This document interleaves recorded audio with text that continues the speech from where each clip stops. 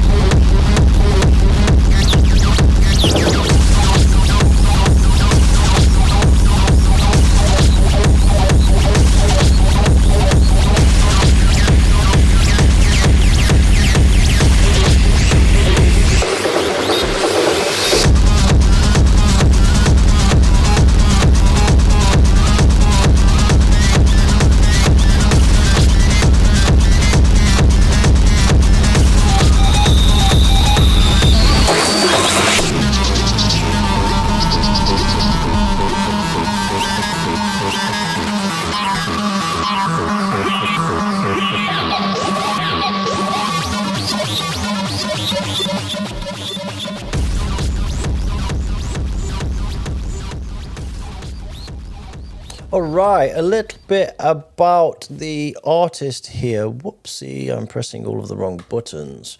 A little bit about the artist. This is Needles in the Night, and they say that the acid line in this track I wrote maybe 2 years ago already, but I never really managed to make it fit just the way I wanted to in a track. However, I feel like this version I finally managed. But I thought to send it to see if it sucks or if it actually is a vibe. I've listened to it so much, by now I cannot tell anymore. Yeah, so I will go to our guest, Bart, first. Cool, man. Yeah, I like it. I like the track. It's clean. But what's lacking, I think, and it's going to bring the track to the next level, I think the acid sound is really like...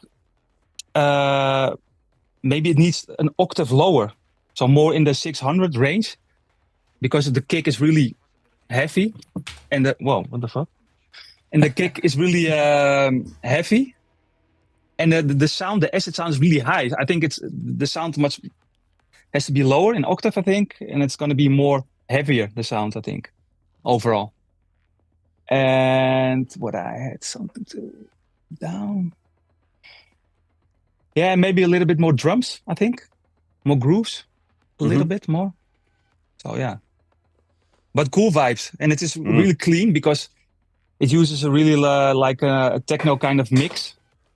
But I think it will benefit more in the mid-range, a sound or something. To becoming more heavier, I think. Okay. Alex? What do you think?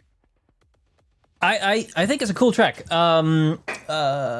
Many in the comments compare it to KRTM, and that's sure. But I also get like old Metaphor vibes from it, in a good way, like early industrial or something. I think the acid line, I think it should be like a few dBs louder in the mix. I think this is a problem with a lot of like industrial style hardcore, is that the lead elements are pushed a bit too much in the back, and the acid line is really strong in this, so this, like, it could be a little bit more in the forefront. I agree with Bart that it could have a little bit more percussion as well, and I like that the track is very focused. Like, it sticks to one idea. It does that well. It doesn't go into like random places. Like, it's a clear idea. It's focused. It's memorable. It never gets boring. Well done. And really cool. He made a really cool EP on Hammerhead lately as well. Yeah, he did. Sorry, Bart, did you say something else then? But I think when you use it like EQing in the 600-800 range, it will be massive, the acid line, I think. Yeah. I don't think you mean it's too clean. It's too clean, I think. You don't mean pitching it down. You mean EQing. No, maybe it's EQing. Maybe it's EQing. But a lot, I think. Then it will be more that kind of vibe. Yeah. It's personal. I mean, that's the thing. I think when the acid line is pretty much the whole outside of your drums, the acid line's everything in the track, isn't it? Really, so it's really got a kind. It's the star of the show, right? It's got to be bright. It's got to be up front. It's got to be like well, very smooth but very present. But I know, really liked it. Oh, sorry. I'm getting used to get to people talk. Yeah, I thought it did need a little more percussion. Like, there was a bit of percussion that was it was distorted and stuff. You're kind of like almost, I can't remember, maybe a triplet or some kind of little pattern, but it needed something a little sharper. I think a little more transient to help it pop and give it some more drive. And there was a bit in the middle where just before the kicks kicked back in, that I thought it could have done with something just to kind of pull you out and then smack you into the kicks. And there was a sample later on towards the end where there was like a little vocal sample. If you'd have dropped that before the kicks in the middle, that would have kind of like and I think Christina and does this quite a bit as well, where she'll kind of like hit you with a, kind of like pull right out, hit you with the sample, and then bang into the kicks. That works really well. But I like the vibe, man. It was a really good, well balanced track. It just needs a little bit of work on the mix down, and it's all good. Agree. A few comments from the chat real quick. Rupture saying, quality stuff as mentioned before, heavy on the KRTM influence, but let's not pretend that that's a bad thing. Indeed. There's another one here. Night Foxy official saying what I'd say about the first track: slow, melodic vibe, pleasant, but the lead is too high. The kick is pushing the limits almost to clip. I think I'd make it a bit quieter. Okay. Demolished saying sounds massive, reminds me a bit like Ghost in the Machine. Also, I think generally really good shit. Really maybe good. Little tweak, but the track's there, right? It's just finishing touches that Acid really reminded me of a bit of old drop bass kind of chews and those kind of guys. That kind of like deep, grindy, heavy acid. Really nice. Yeah, man. I liked it. All right, keep it up, Mr. Hamburg. You're doing a fucking brilliant job. You deserve your props, man. Next up, we've got Rupture, Burden of Guilt. Let's go.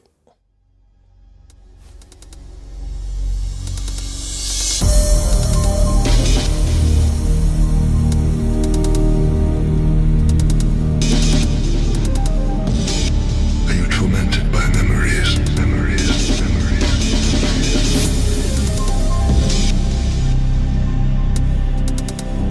Burdened by guilt.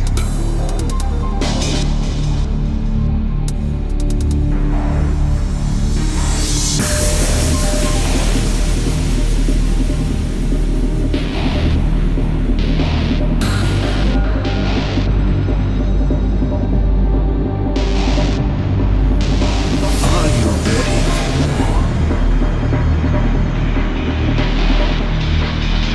If you are, then we ought to talk.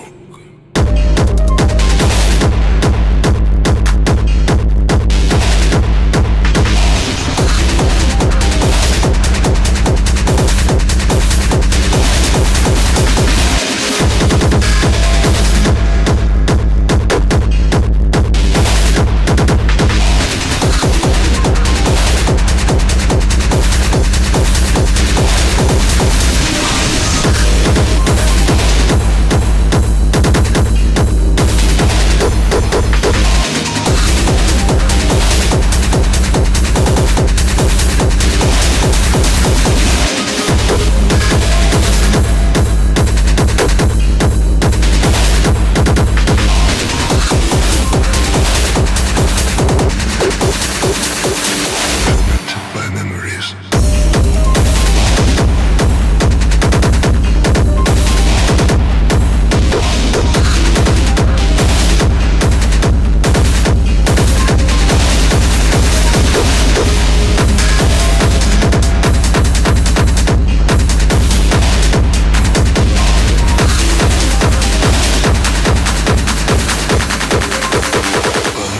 by guilt.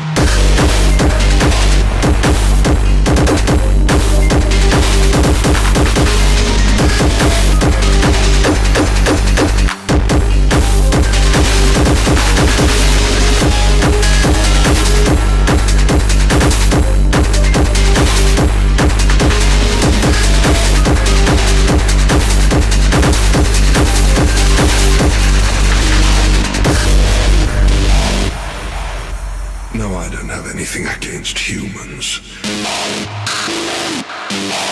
But how is it that you go about defining good and evil?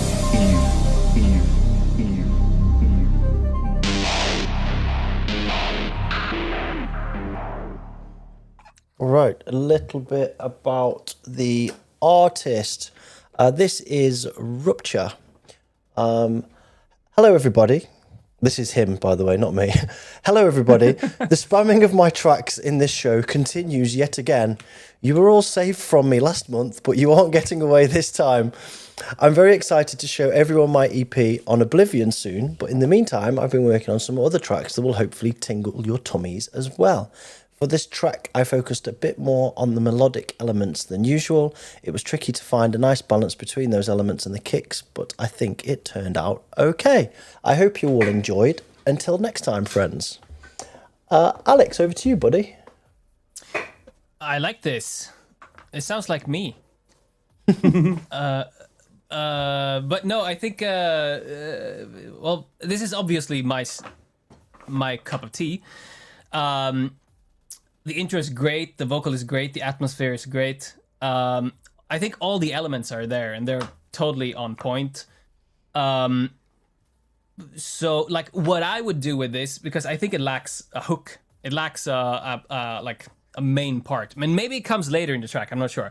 But because now all the synth elements, like, it's just keeps going. It feels like it's building up towards something that never comes.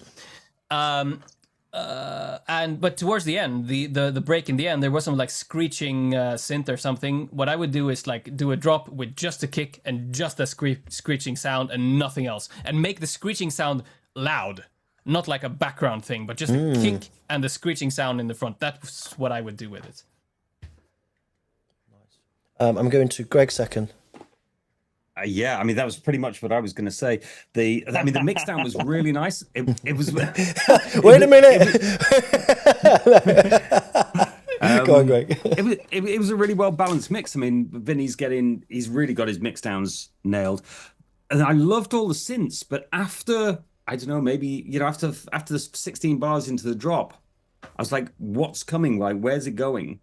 And the synths almost became like an embellishment to the mood or the theme of the track, but it was missing a kind of a motif, like something really kind of and that's sometimes that can be hard when you've got so many synth elements in there. You think you've got enough going on, but what you really need, like you said, Alex, I guess, is something that just kind of sits on top and really brings the whole thing alive. But I mean, I really like the vibe of the track. Mixdown sounded really good. Everything's there. It just needs that one extra thing to give it that little magic sauce. Go on, is there anything left to say, Bart, or did they steal all your points? Exactly what everybody's saying. It's missing a hook. It's like the whole track is an intro to something. What's going to happen? What's going to happen? Why? What's coming? What's coming? But I think what you hear the melody, I think it needs a really like I hear really like a rave kind of really what Alexander also said, really loud, really simple with a kick and a really massive sound. That's what I hear. A hook, yeah, we're missing definitely a hook, but it sounds really cool. The mix is cool, the vibe is cool. It sounds really professional, so thumbs up, but it needs a hook. And Alex, as Alex said, the hook might be there. It just needs something else removing so that it can shine and breathe through. Yeah, but maybe the melody of the what you hear, maybe you put it a different sound and then a really heavy sound. Yeah, I think. Yeah. It can be simple, I think. I think so too, yeah. Okay, Vinny, there you go, buddy. And sorry for your recent loss as well, man. My heart goes out to you. Take care. Let's move on. Demolished, code 187. Let's go. 182. Code 182 activates a specialized demolition unit. A team deployed only when everything else has failed. A unit known as Demolished. Authorization granted for maximum impact demolition. Stand clear of the impact zone. Deploying the wrecking ball. Demolished is now on site. Total collapse is imminent.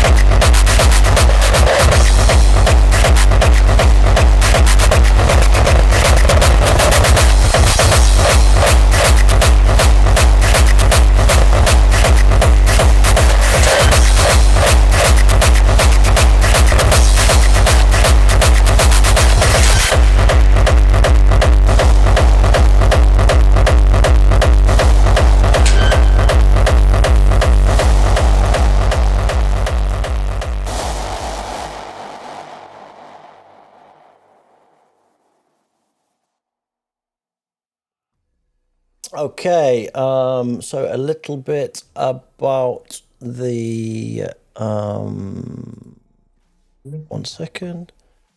I have a little bit of a bug here. Oh, here we go. Right, a little bit about the artists. This is Demolished. Demolished is apparently not available, so I'm just going to talk about it. Demolished is a Netherlands-based producer and DJ project recognised for high-quality, clean and forward-thinking productions within the darker spectrum of the harder styles. Rooted in hardcore with strong industrial influences, Demolished is known for innovative and experimental sound design where precision, balance and impact are important as raw energy. Their sound resists strict genre boundaries and is often described as a distinct or new style rather than a trend-driven formula. Demolished has gained recognition through releases on labels and support from artists such as Nutty T, Denture Crisis, Denture Crisis, Vitaly, DJ Terra, The Purge, Industria, and The Smiler. Okay, I'm going to go to Alex first this time. Kaboom! Some really cool parts in here. I'm happy that triplets are back. Like, the groove in this track is great. The build-up was great, and the reward from the... Like, this has the hook. Like, this builds up to something, and you get rewarded with and the screechy, triplety synth thing. Like, I think that works. I think the kick and the screechy synth is also, like, the main issues in the track. The screechy synth is cool, but like it's way too high passed. Like turn off that high pass and bring back the lower frequencies in the synth, because now it sounds really harsh and it's also very static. Like that's the kind of synth that you need to do some EQ automation so it goes, you know. Yeah. And the kick, the pumping of the kick was really cool, but it felt a bit flappy, you know? Like almost as if the tail was overlapping the attack or something. I'll leave some of you guys to continue on that. But Yeah. What Alexander's also said is it has too much high, but what he said is it misses the mid frequencies of the lead. And I think the high frequencies can be more balanced, I think. And now I'm listening again in the AirPods, and it needs more. It sounds too clean. The kick. What Alexander also said. It's just too floppy, but it can be more. It needs more work, I think, to make it more tougher. You know, more balls. I think. Yeah. Greg? I think more high end on the kick and less high end on the lead. Yep.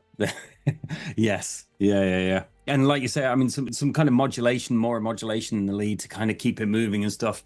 And either just a layer with it or something like that. I mean, I've got no idea. If you just kind of open up the bottom end a bit more, is it going to fill out that space enough? Maybe it needs a whole nother layer just to kind of fill in that kind of gap. But yeah, it's a little bit too harsh.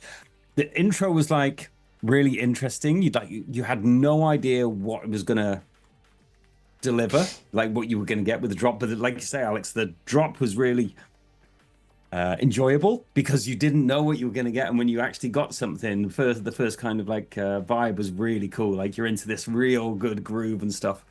Yeah, it just needs a bit of work on the mix down to get the elements to kind of just sit together. But I mean, sometimes just like a really good groove like that with a kind of really nice kick pattern, that's your track. You can just roll with that. and they had a very, very cool intro as well. So yeah, good stuff. Awesome. I'm going to move on. Let me know in the chat, guys, if there's anybody's have any technical difficulties. I had something at the back end here that was a little bit of a weird thing. Let me know if you're having any issues with the stream in the chat, please. Next up, we have got D-Violence with Isn't Real. Let's go.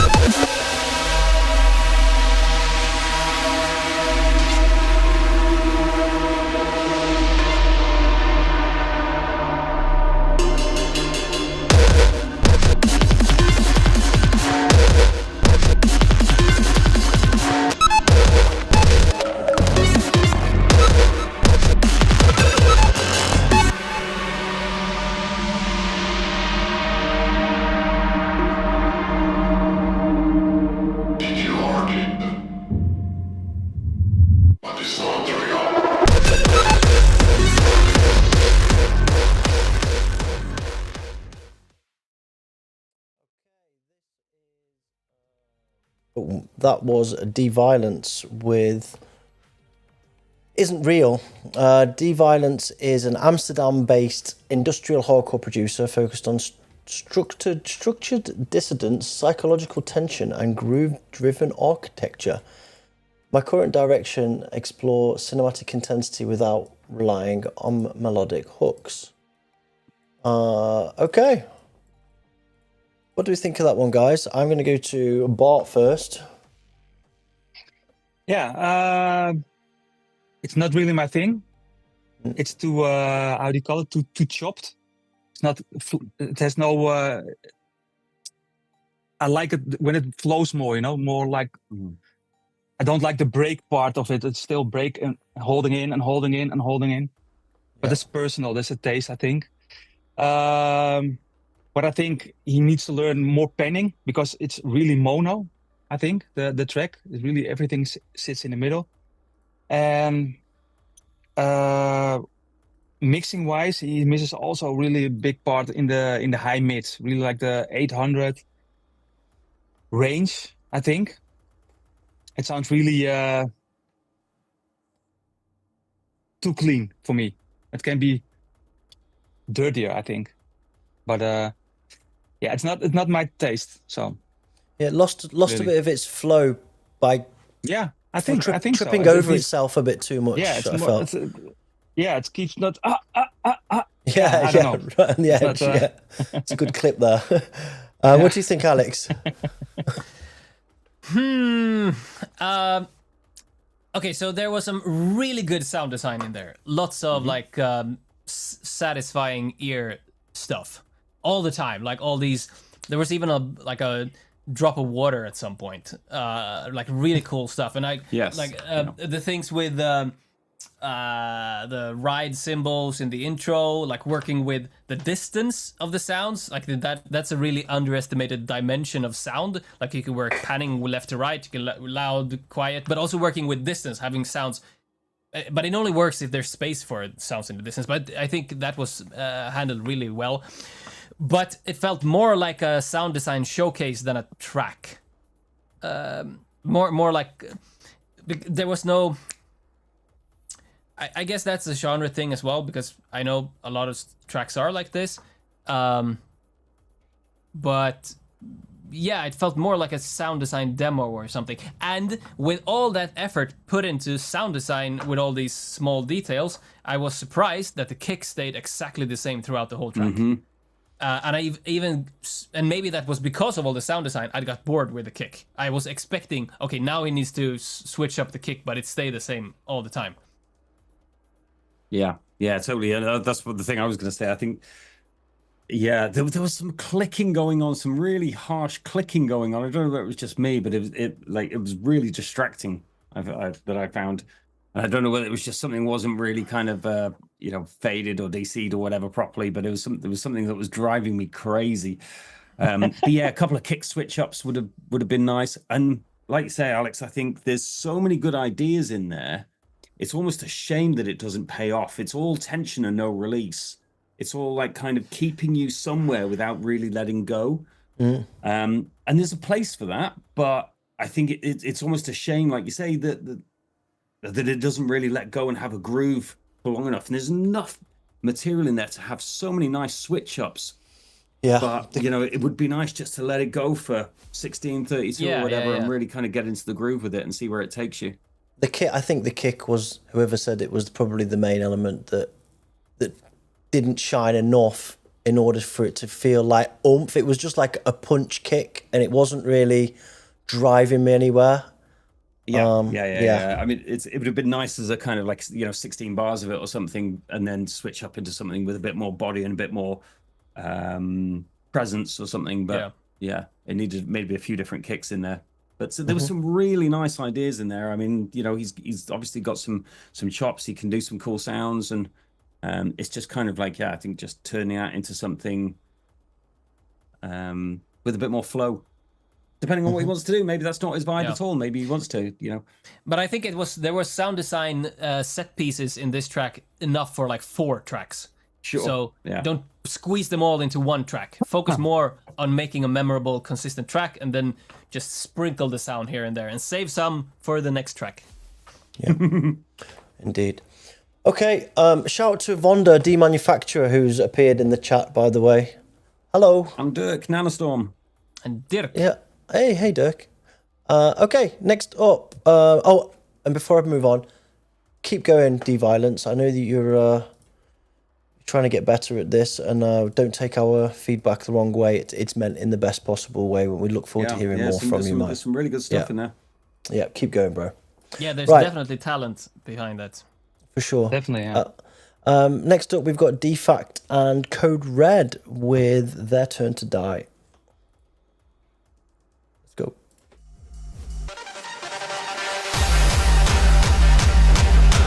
Come on, God. Answer me. For years I'm asking you why are the innocent dead and the guilty alive? Where is justice? Where is punishment? Or have you already answered? Have you already said to the world, here is justice?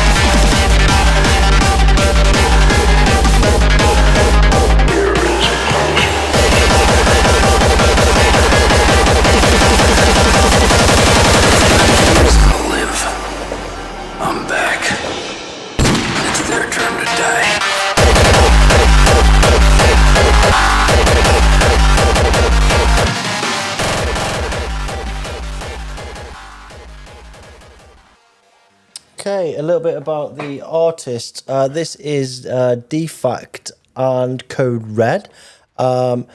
Defect is DJay. He's Belgian DJ and producer, living just across from the border in the Netherlands, close to Jeffcon land. I prefer and play music between 140 and 180 BPM. Often with a millennium hardcore twist. My sound balance is raw energy with nostalgic influences from artists such as Deep Passion, Promo, Synapse, Meccano Twins, Mad Dog, Dither, The Outside Agency, Furion, Nosferatu, Angerfist, and of course CATSCAN himself.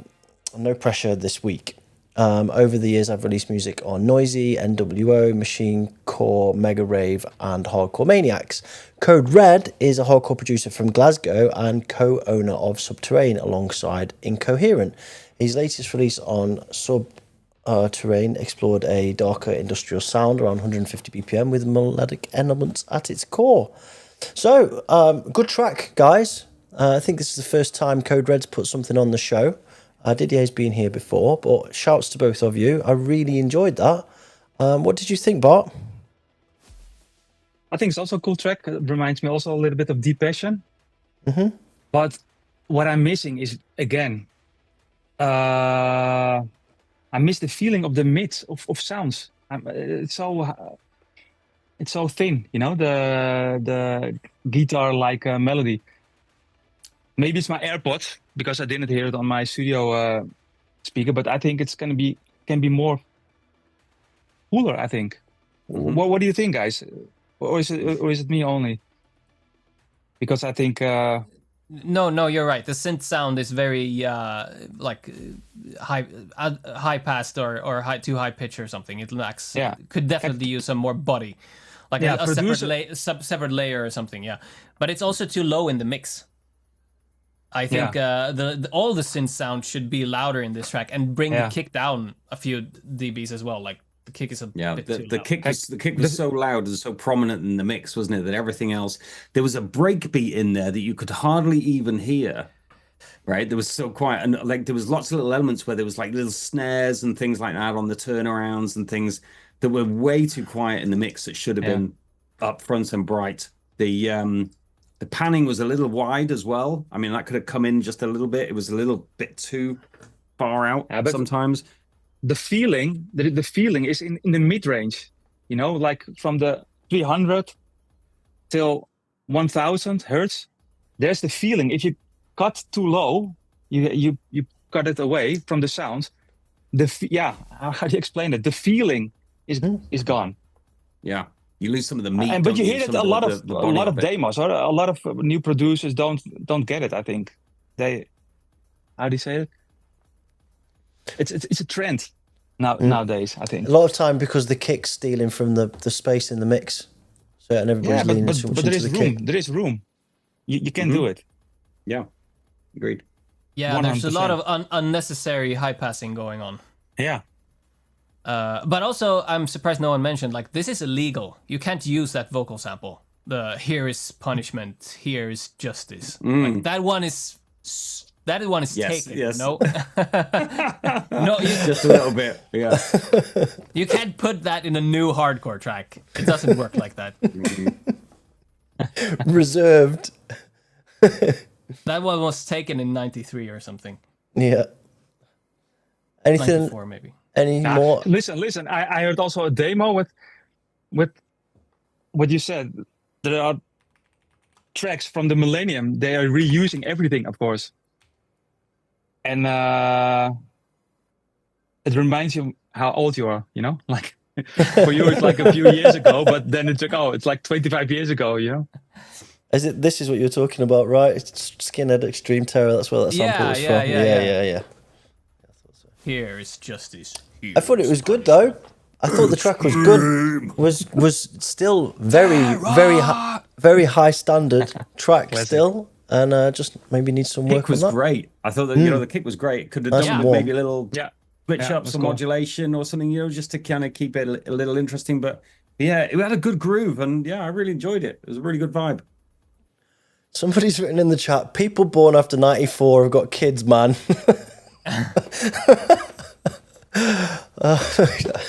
Not me, but anyway. Next up, TJay with Corrupt System M2. Let's go.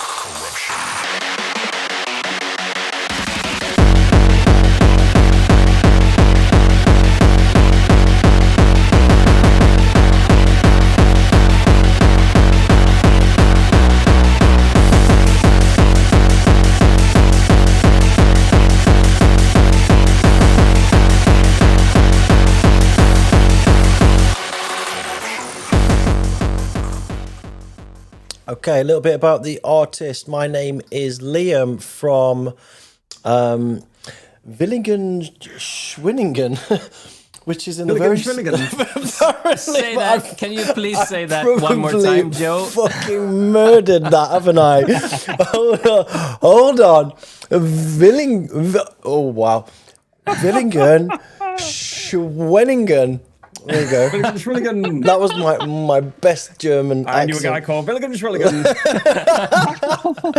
Anyway, my name is Liam, and I'm from which is in the very south of Germany. I'm 22 years old, and I'm currently studying international business. I started producing DJing a few years ago, first with up-tempo, but now with a focus on something I call future hardcore. With my music, I try to combine lovely vibes of gabba, early hardcore, and rave with a fresh modern touch. Artists that inspire me are Nosferatu, CATSCAN, Starving Insect, Exertion, Villian, Exodia, and many others. I also play regularly live at various clubs. I came to the point of my production journey where I suppose that I've reached a decent level, although I still have a lot to learn. For that reason, I would like some professional feedback to further improve my craft. I sent my demo to Alex, Starving Insect, and he suggested that I submit them to the New Blood. I'd love to hear what you think about my productions and would definitely appreciate the constructive criticism. Okay, first one, the kick was too loud, and it got louder all the way through the track, and the rest kind of got buried behind it, right? And I lost my hair. yeah, it was fucking loud in the mix. That's the future, guys. You need to keep up with the times. Okay, go on then, Alex. It's the Tell us all about future, it. It's future hardcore, you know? No, I agree. I think the kicks were pretty cool. I liked I liked all the kicks. I didn't like the first one. I like the first one. Womp womp womp womp womp. I like wompy kicks. Yeah, but it needs a sharp cut in the low end. Yeah, but I think I think the kick is not too loud, but the low is too loud. I think it needs a cut in the low. I think all of the frequencies are too loud in the kick. But I mean, I think this is a bit. I mean, the ambition is super cool. All the elements, like it's a fun track. It's varied. Like adding the acid towards the end was super cool, but the acid line was way too low in the mix. Yeah. But I think this is like this sounds like someone who I think like you need to make some more tracks. Like there's too much that isn't quite working in this track. That it's difficult to just say like fix this and fix this. It's just okay, good one. Make another one. You will get better each time. Like this is someone still learning, and you will get there. You will get there, and this is one track on the journey. Like well done, but just move on to the next one. But the mix is the main thing, I think. Solid advice, Bart. Yeah, I agree. The kick is way too loud, but I think he kind of benefit to a little bit lower in the mix, but also a little bit cut in the low end, so you keep the character of the kick. But yeah, what Alexander also said, he has to make more tracks and also learn how to work with the analyzers. Maybe that will help him also, you know. So what I mean is check other tracks you like on an analyzer and like Span, and then compare it with your tracks, because when you are making music and you get used to your own sound, you don't know what you're doing wrong, you know. You get lost in the woods, right? Yeah, compare with tracks what you like, and then you get a mental reset, and then wait, I have to fix something, and that's something is really important, I think. Yeah. It's something we regularly say and tell to people on the show is to A/B their stuff and reference stuff against what they're trying to sound like. It's super important. Not too much, but you're gonna learn how it has to sound, you know, and you don't have to A/B directly if you work a lot and compare in the beginnings, and then you will know how you want to sound, you know. I think. Butterfist makes a good point in the comments. Listen to your track on a variety of systems: TV, PC, phone, car stereo. You will hear where things are not standing out, etc. Because this could also totally be a case of not optimal monitoring in the studio or the acoustics of the studio. So listening in various settings is really useful.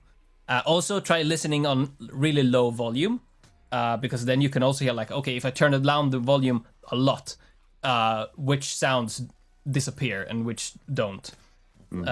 So that is also something I do a lot. What I do always, and when I give masterclasses and everything, use, for example, spun.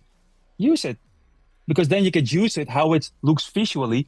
You don't have to make it perfect visually. I don't check analyzers to make it perfect, but when you're making music and you don't know, you're lost in the sauce, and then you can watch out. You can look to spun.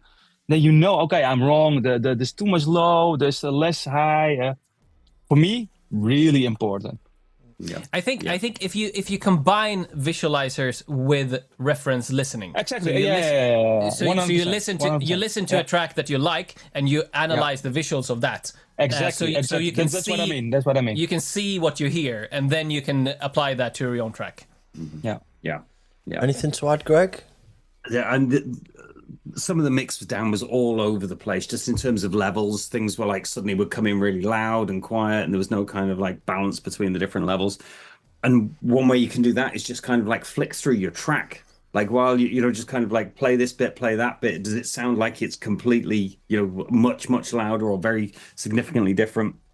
And then just like everything, all the other guys have said, kind of reference stuff, get a feeling for what, like when you're looking at span or whatever, like what a kind of well-rounded track looks like as well. The kind of levels that you roughly want to be hitting, just ballpark. You don't always have to hit those same numbers, but you'll get a feel for visually how it looks. And then I think you said this, it sounds like his monitoring is a bit weird as well. Either he's mixing through headphones or on a, maybe a weird setup or whatever. Because you see this a lot, or you hear it a lot when people have mix downs that kind of have elements that go all over the place. Right? Either they're missing a load of frequencies, or they're just kind of, their monitors just don't have that, they don't carry well across, and you think you're in the right place. But again, this is why referencing was really helpful. It's just get an idea. How does it sound? Mix your own track against someone else's. If you don't, want to necessarily do the whole metric A/B or whatever it is, just mix your track with someone else's and find out where does it work, where does it stand out, where does it need a bit of work. But loads of good ideas in there. Yeah, almost 2 tracks worth of ideas. Yeah, and come on, guys, Liam's 22. He's in the right place here. He's getting some critical feedback on his stuff. Perfect. Just keep and it up. This sound is huge at the moment. Everybody wants to do kind of that old school throwback kind of vibes and stuff, and with a modern twist. It's future hardcore. Future retro. Right, I'm going to move on. Nice one, Liam. Sarcastic, Alexander. Yeah, I'm not grabbing onto him. Nice one, Liam. Keep up the great work. We look forward to hearing from you again. Next up, we've got no stranger to the show, Tones with Hardcore Evolution. Let's go.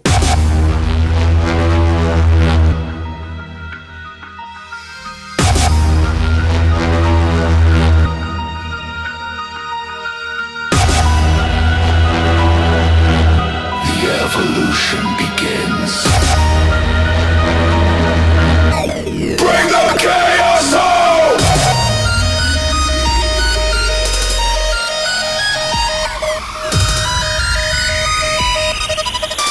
Bring the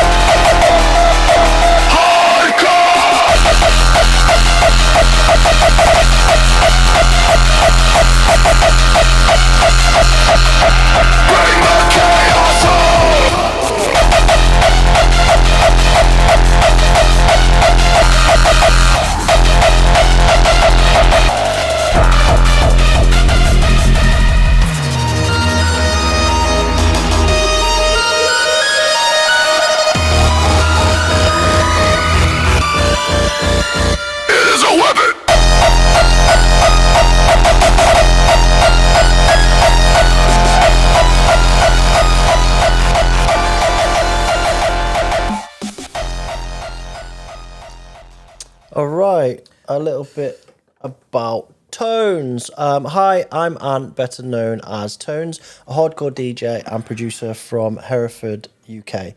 Herefordshire, UK. I've been involved in music for many years, balancing my production work alongside a career in theatre and live events. Hardcore has always been an obsession, and over the last few years, I focused on developing a modern, energetic sound that combines euphoric melodies with polished production and heavy kicks. I recently finished this track, and while it's been turned down by a few labels, I'm trying to understand why. From a technical perspective, I feel the mix, sound design and overall levels are in a good place, but I know there's obviously something missing that's preventing it from connecting with the labels. I played it out this weekend in my set and it hit quite well. It would be an honour for you guys to tear it apart, as I just want to get better. Very humble. Yeah. Greg, I'm going to go to you first, buddy. So, I mean, there's a lot going on. It sounded a little bit too pushed in the highs and the high mids and stuff. The melody just, I think it was, for me, it was just the melody didn't feel quite complete somehow. It felt like it was kind of missing something, like it was a quite a, I don't know, kind of like almost a bit of a staccato. It was like missing something. It was like the first part of the melody, like a call without a response or something. It felt like it was missing something to kind of complete the whole picture of where the theme and the melody was trying to go with it. Is how I felt. The kicks felt good, but it felt a little bit pushed in the high mids with the synths and stuff. I think it probably needs a whole different melody in there, to be honest. I think the kicks and everything is going in the right direction, but for me, it's like I didn't feel quite comfortable with the melody, like it was missing something. Yeah, I don't know. Alex? Yeah, there were definitely some really loud frequencies in there. Some of the mids. All over the spectrum. Maybe that's also a weird monitoring situation. There was a secondary synth as well, wasn't there, in the intro that was like a bit screechy, but it didn't kind of, I don't think it added anything to it. It just kind of made it feel a little bit sharp for me. No, and I think this is a case where like using a visualizer like Span or something really could help, because then you could see like, okay, it's way too loud. I somewhere around like the low mids, I would say. But like really harsh at some point. But I mean, I thought it was pretty solid track. The vocals are the vocals original. Is Tones in the chat? I think so. He's not feeling he's that not kind tonight, of AI vocals, no. maybe. He's normally in the chat, but he's not tonight. He's away. Okay. I mean, I'm not a fan of like nu metal vocals in hardcore, but if they were original, I applaud that, because then they were really well made. Bart, what did you think? When I played it, I had almost an ear damage, I think, because of in the 650 hertz range, it's really like 70 dB too loud. What Alexander also said, he needs an analyzer. But I think it was a decent track, I think, but it misses the. It has to be a super saw sound, but it has to be a layer to make it more wide, more fuller, more bigger. He doesn't use a lot.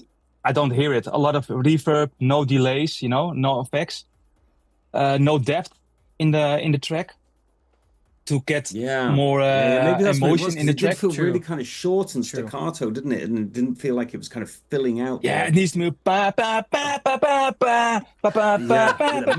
reverb. Instead of no, it was. It doesn't matter. It's a cool track. It's a cool track, but he has to, sort his.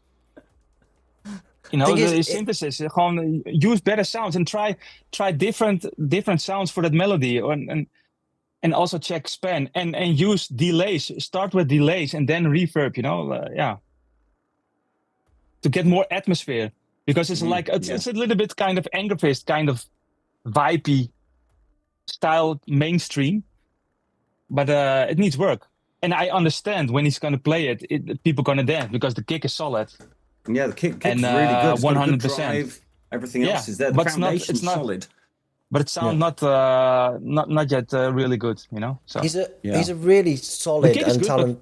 Yeah, a really solid and talented producer, and he just struggles sometimes with harmonizing elements within tracks and getting the right balance of things. He's very strong in some areas, and then it's quite common that other areas, and it's just finding the sweet spot for him.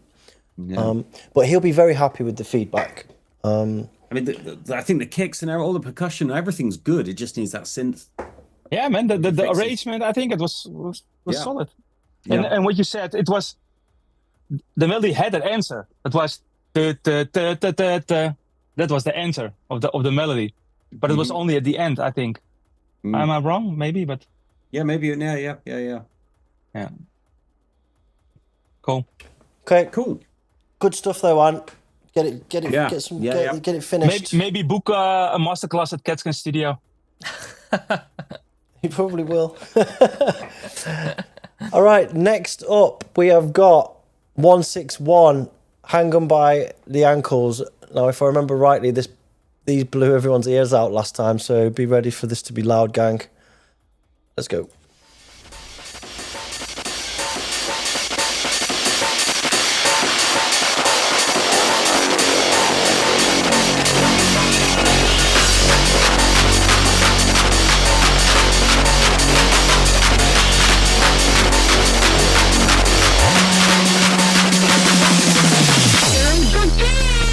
I don't want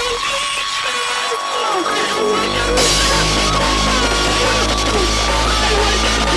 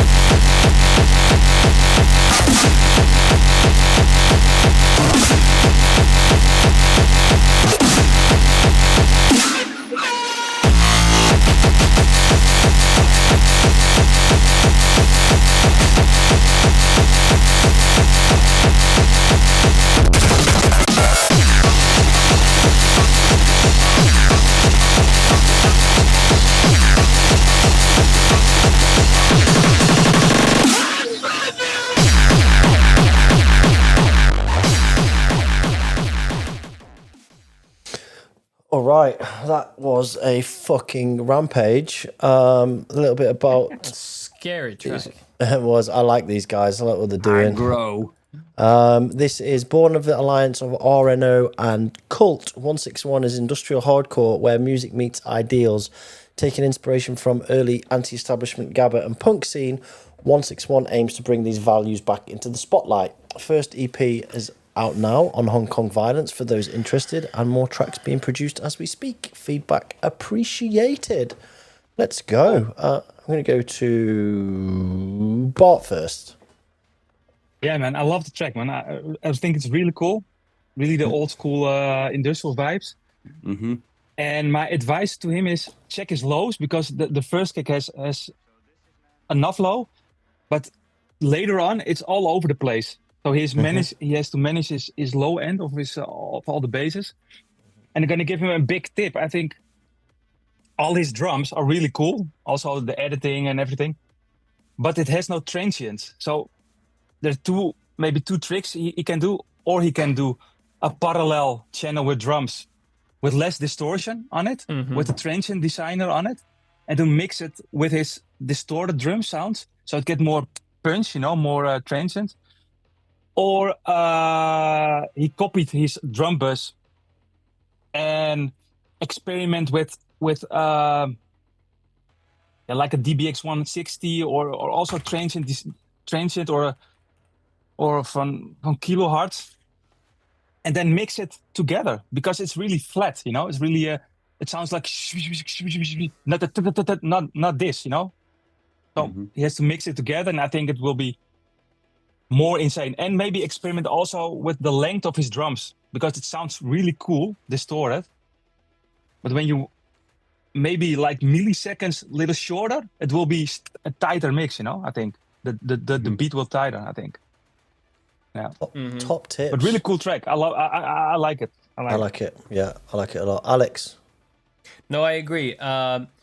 There's a lot of smattering going on in the percussion, but it all gets squashed out in the distortion. So, like, I think they could probably like take some inspiration from drum and bass production, like getting that really loud sound, but also maintaining the smattering of the kicks and snares and stuff. But I thought it was cool. Like the final drop after the break, I was like hoping, okay, I hope this is not just a drop that's just a kick and nothing else, because I think that's usually pretty boring. And then it was, but then it was pretty good. It was nice, right? Yeah. It had that womp, womp. Yeah. Solid. Greg? The whole second half solid track was really cool. Yeah. And it was fun, man. It was punk. It was like aggro, and it was all the good stuff, right? Screamy, distorted vocals and things like that. But really cool. The breaks definitely needed a bit of work to give them that kind of edge and stuff. There was, I think, part towards the end where the kicks were playing, and there was an amen going over the top. You could hardly hear it. It was just because everything was so crushed and flattened. And I think, Bart, I think your tip, kind of doing some parallel, whatever, kind of bussing and getting some transients to pop through, transient designer or whatever it is. And you can do, you can do some really clever tricks with that stuff now. You can kind of just sidechain the top of the kicks, right? So from whatever 400 up, and just have the kicks and the snares of the breakbeat popping through the top of the kick distortion, right? So you can do some stuff that was really like a pain in the ass to do a few years ago is now pretty easy to do that kind of stuff. So you can get the transients popping through, but you don't affect the rest of the sound and stuff. But yeah, it was a fun track though, man. It was aggro, it was angry, and it was loud, and it just made you want to throw stuff in the air. So I loved it. Really good. Yeah, I really liked it.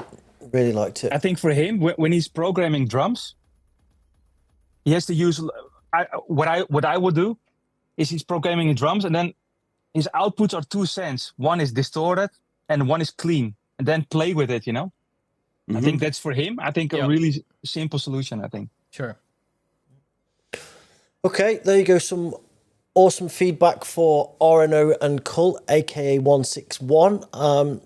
Get this one finished off, boys. I'd like to sign that to the label. So best title of the night, by the way. What, hang 'em by the ankles? Yeah, it's a good one, right? All right, last up on the New Blood, we have got Distorted Reality with Run the Track. Let's go.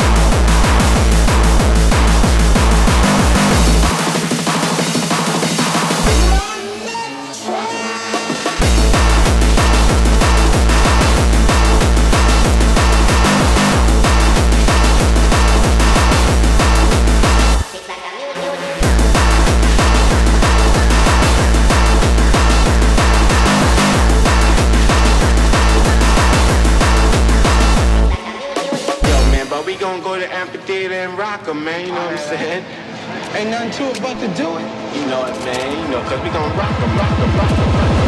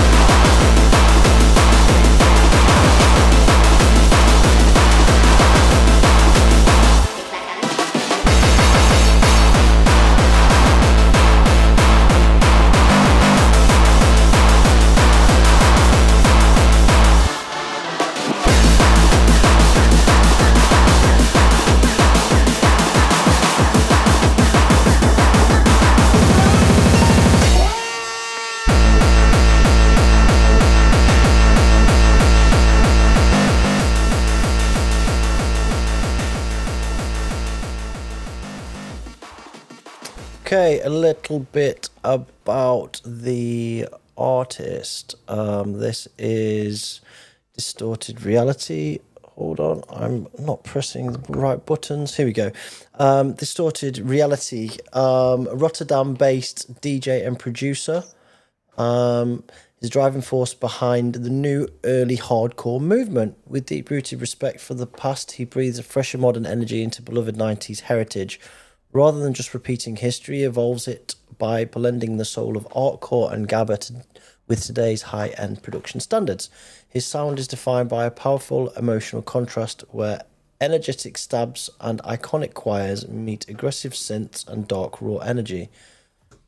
By seamlessly shifting between uplifting melodies and classic Hoover sounds of the golden era, Distorted Reality provides the vital spark needed to keep the momentum thriving. He is here to ensure the underground legacy stays live, loud, and more relevant than ever. Right. I noticed there's some crackling in that track throughout, and I don't know if it was like some purposeful... It was in the sample in the middle. Yeah, I think. there was... just needed to kind of clean that sample up a little bit. It was earlier on as well in the kick, so just something to check in there. I think you know this guy, right, Greg? Yeah, he works in my gym. Yeah, he's a real good guy. And he's been, I mean, he's for a young guy, he's really got this 90s vibe down. It's like he's like he was born 30 years too late or something. But you can tell he loves this sound. He loves that kind of vibe and stuff. And he's obviously studied it really well because everything sounds really authentic. Yeah, I'm a big fan of what he does. I don't know whether I've got a conflict of interest here because I know him, but I love what he's doing. The only thing I really thought about that track was that the synths, the Hoover and the main lead could have done with a little bit more, maybe just an something like an OTT with a couple of extra dBs just to give it a little bit more life, just to bring it a bit more alive in the mix. But other than that, I really enjoyed it. I mean, he's obviously got skills. The mix is really well balanced and everything sounds in the right place. The 909s, I love that old 909 clap pattern. It sounds so like 95 or whatever. But yeah, I really enjoyed it. And I love what he's doing. He's got a real authenticity to his style and his production there. With the samples, how much money did you get? Loads. 1 Bitcoin. Free gym membership. Free gym membership. Yeah. There was a sample from Lenny, and there was also the bouncer kicks like a mule samples in there as well, right? It was Lenny D vocal, I think. Right. I'm not sure. Yeah, it sounded like Lenny D vocal. I don't know. Gotta be careful with that stuff. Lenny will come for you, as I found out. Yeah, that one, right? Yeah. I didn't want to say anything, but yeah, here we go. But yeah, I think the vibe is absolutely there. I think technical. I think the breakbeat was far too loud. I think. I think the low end can be the low frequencies can be a lot higher of boost. Like maybe 3-4 dBs or something. Or the kick. I think the low end will be can be loud, and the lead sound can be. It sounded like it was too processed. You know what I mean? So when you're EQing an alpha and a little bit distortion, that's always almost enough. Yeah. And then use some effects. So I think it was too polished, too clean. Yeah, I think. yeah. So, yeah. Yeah, I agree. I think the track is solid, and the only feedback really is that the synths were a bit too low in the mix, especially for the first synth riff. The first Yeah. So I think it was solid, but I think this new generation Gabber revival tracks, for me, and this might sound like an old fart or gatekeeping and saying everyone needs expensive hardware to make hardcore, which is absolutely not true. But when you're making something that is it's made with new technology and with software, but it's not really using new software to do something new. It's just, to me, this sounds like just trying to sound like Thunderdome 17 or something. But it doesn't, because it sounds too polished and too plasticky and digital. Everything is too perfect. And to me, that it loses some of the.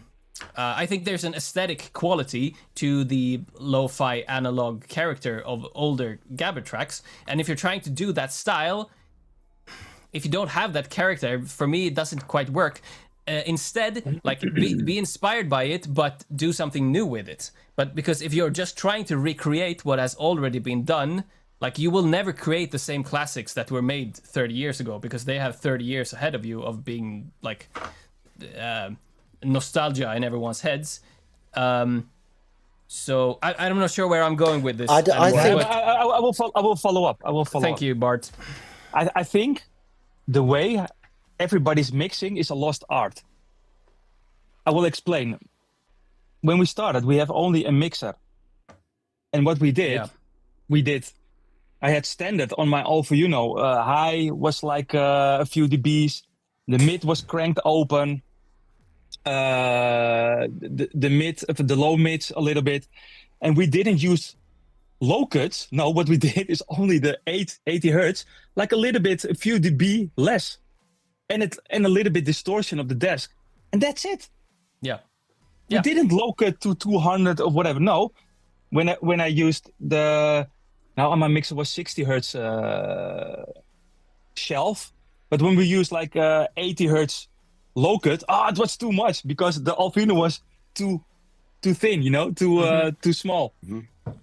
And now what we are doing, like 200 hertz, like 84, 48 dB or more, So I think it's what I'm saying. It's a lost art, I think, almost, because nobody's mixing like the old ways, It's all it's just a new way of mixing. So if you know how it was done in the old days, then you will make different decisions. Yeah. A lot of this is, of course, it's like the second generation, the second cycle. So they probably don't care, right? They're just trying to do the thing, and it will probably evolve. And to a degree, what Alex is saying, I don't want to sound like an old fart.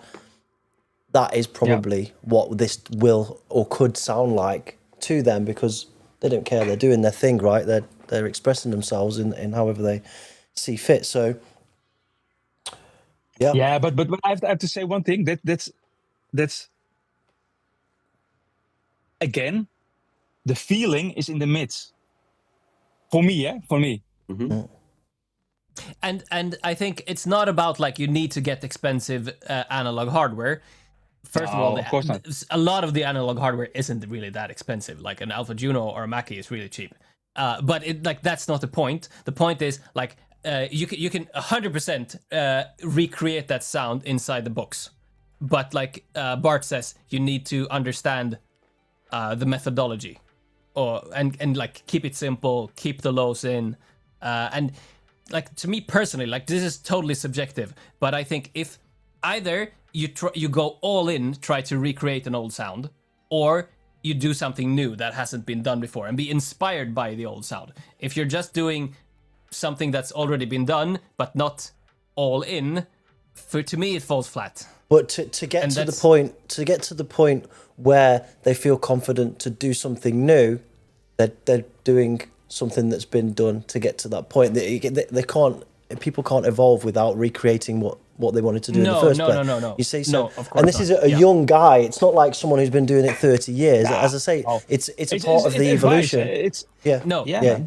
And this is not this is not directed towards him. This is just like a general comment from and also me. taste, eh? It's also taste. It's I'm also not making the it's rules. Subjective. It's mine. Yeah, it's mine. Yeah. I thought it I'm was looking, good. so. It was solid. Yeah. Yeah, man. Yeah. All right. Oh, it was a nice end to the New Blood. That was It's really the solid selection, to be honest. Yeah, it was a very good New Blood this time. Some people didn't make the cut. I'd like to make apologies to the Nonconformist, Hydroxide as well. Couldn't fit you in. There was a bunch of other people that didn't make the cut either. Please submit again next month. Not next month, next show. We have Denture Crisis on the next show, so that'll be nice feedback for you all as well. All right, that was the New Blood. I'm going to go to a small propaganda break. So if you guys here would like to go to the toilet, then feel free. I'm going to tell everybody about the... my microphone's still on? Yes. I'm going to tell everybody about the Oblivion channel membership scheme. Now, the Oblivion show is and always will be free to watch and take part in. But if you would like to, you can actually submit to the membership scheme, which for $1.99 per month allows you to contribute towards the channel, and you get some perks in return. You get loyalty badges next to your name, as you can see in the chat. From the members, you get different levels of badge depending how long you've been a member, going all the way up to this lovely gold one.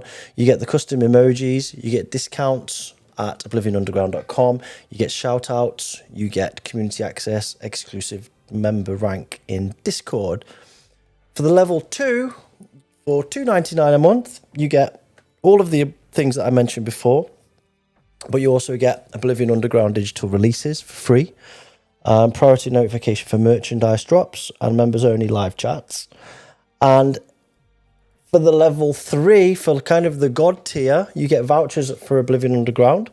You get early access, so you get the added to the Oblivion promo list, entry into competitions that we've done, members only videos when we do them, and priority reply to comments because we can see your name in the chat.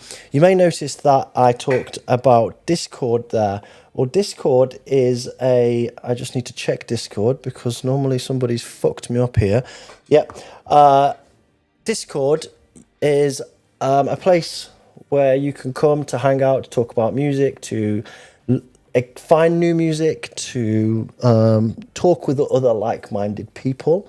It's a bit like IRC, if you remember that, meets message boards, meets forums, etc. And it's a place away from social media where you can come talk to people about music. We've got an introduction section here, chit chat where people are talking about different things, members only area, community chat, which is stuff to do with the show, where we give away free downloads to our members, production area, area for DJing, gaming, graphic design, etc. And we've got a bunch of link sharing sections here. Some brilliant music's always being shared in here. So if you want to stay abreast with the latest in hardcore and hard electronic music, this is really a great place to get all of that information. People sharing cool DJ sets. This is my go-to if I'm going to the gym and I want something to listen to. I just go in here and pick something because it's always filled with cool stuff. Same with live streams. And so on, movies, memes, you name it, it's all here. So if you want to go to the Discord, you need a link. It's actually in the description for this video, but I think Red Flags just put it in there as well. You're very welcome. Come and join us. Come and talk with some like-minded people. What other news do we have? Oh, yeah. Huge release just dropped on Oblivion Underground, and I'm going to play the official music clip from it now. This is the official video clip for Igor, Resurrection of Rage, which released on Oblivion Underground yesterday. Enjoy.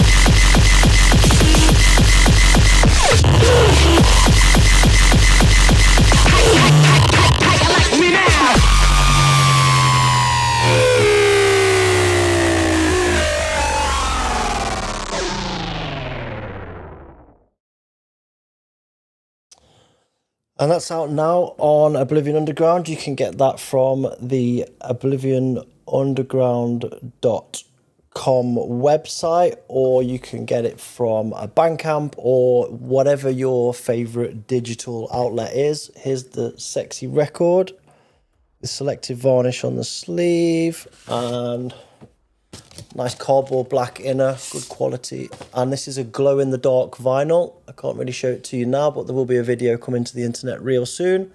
It charges in the light and it glows in the dark. So yeah, record's about 70% sold out. All the bundles are sold out and shipping as we speak. So yeah, go and support it, guys. Would be really cool to get this one sold out because I'm tired. Thanks. Yeah, there's that. There's my propaganda done. Now we get to the juicy part of the show, and that's to talk about you, Bart. Yeah, man. Once again, that's why I'm here, or not? Yeah, exactly. Once again, thank you very much for coming onto the show. Extremely curious to talk to you and learn about your story. That's cool. I guess how we normally start these interviews is to ask, what was the start of your journey into music? What was before CATSCAN?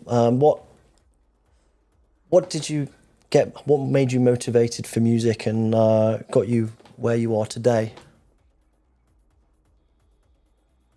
I was always busy with music, so I had a double cassette tape, and I could record from there were two cassette tapes you could put in, and you could record from the other cassette. So I was making kind of mixtape, but also repeating stuff, recording my own voice, and you could record it faster, so the voice was lower, you know. So I was already experimenting with that kind of things. And one day I was at my uncle's house, and there was Thunderdome.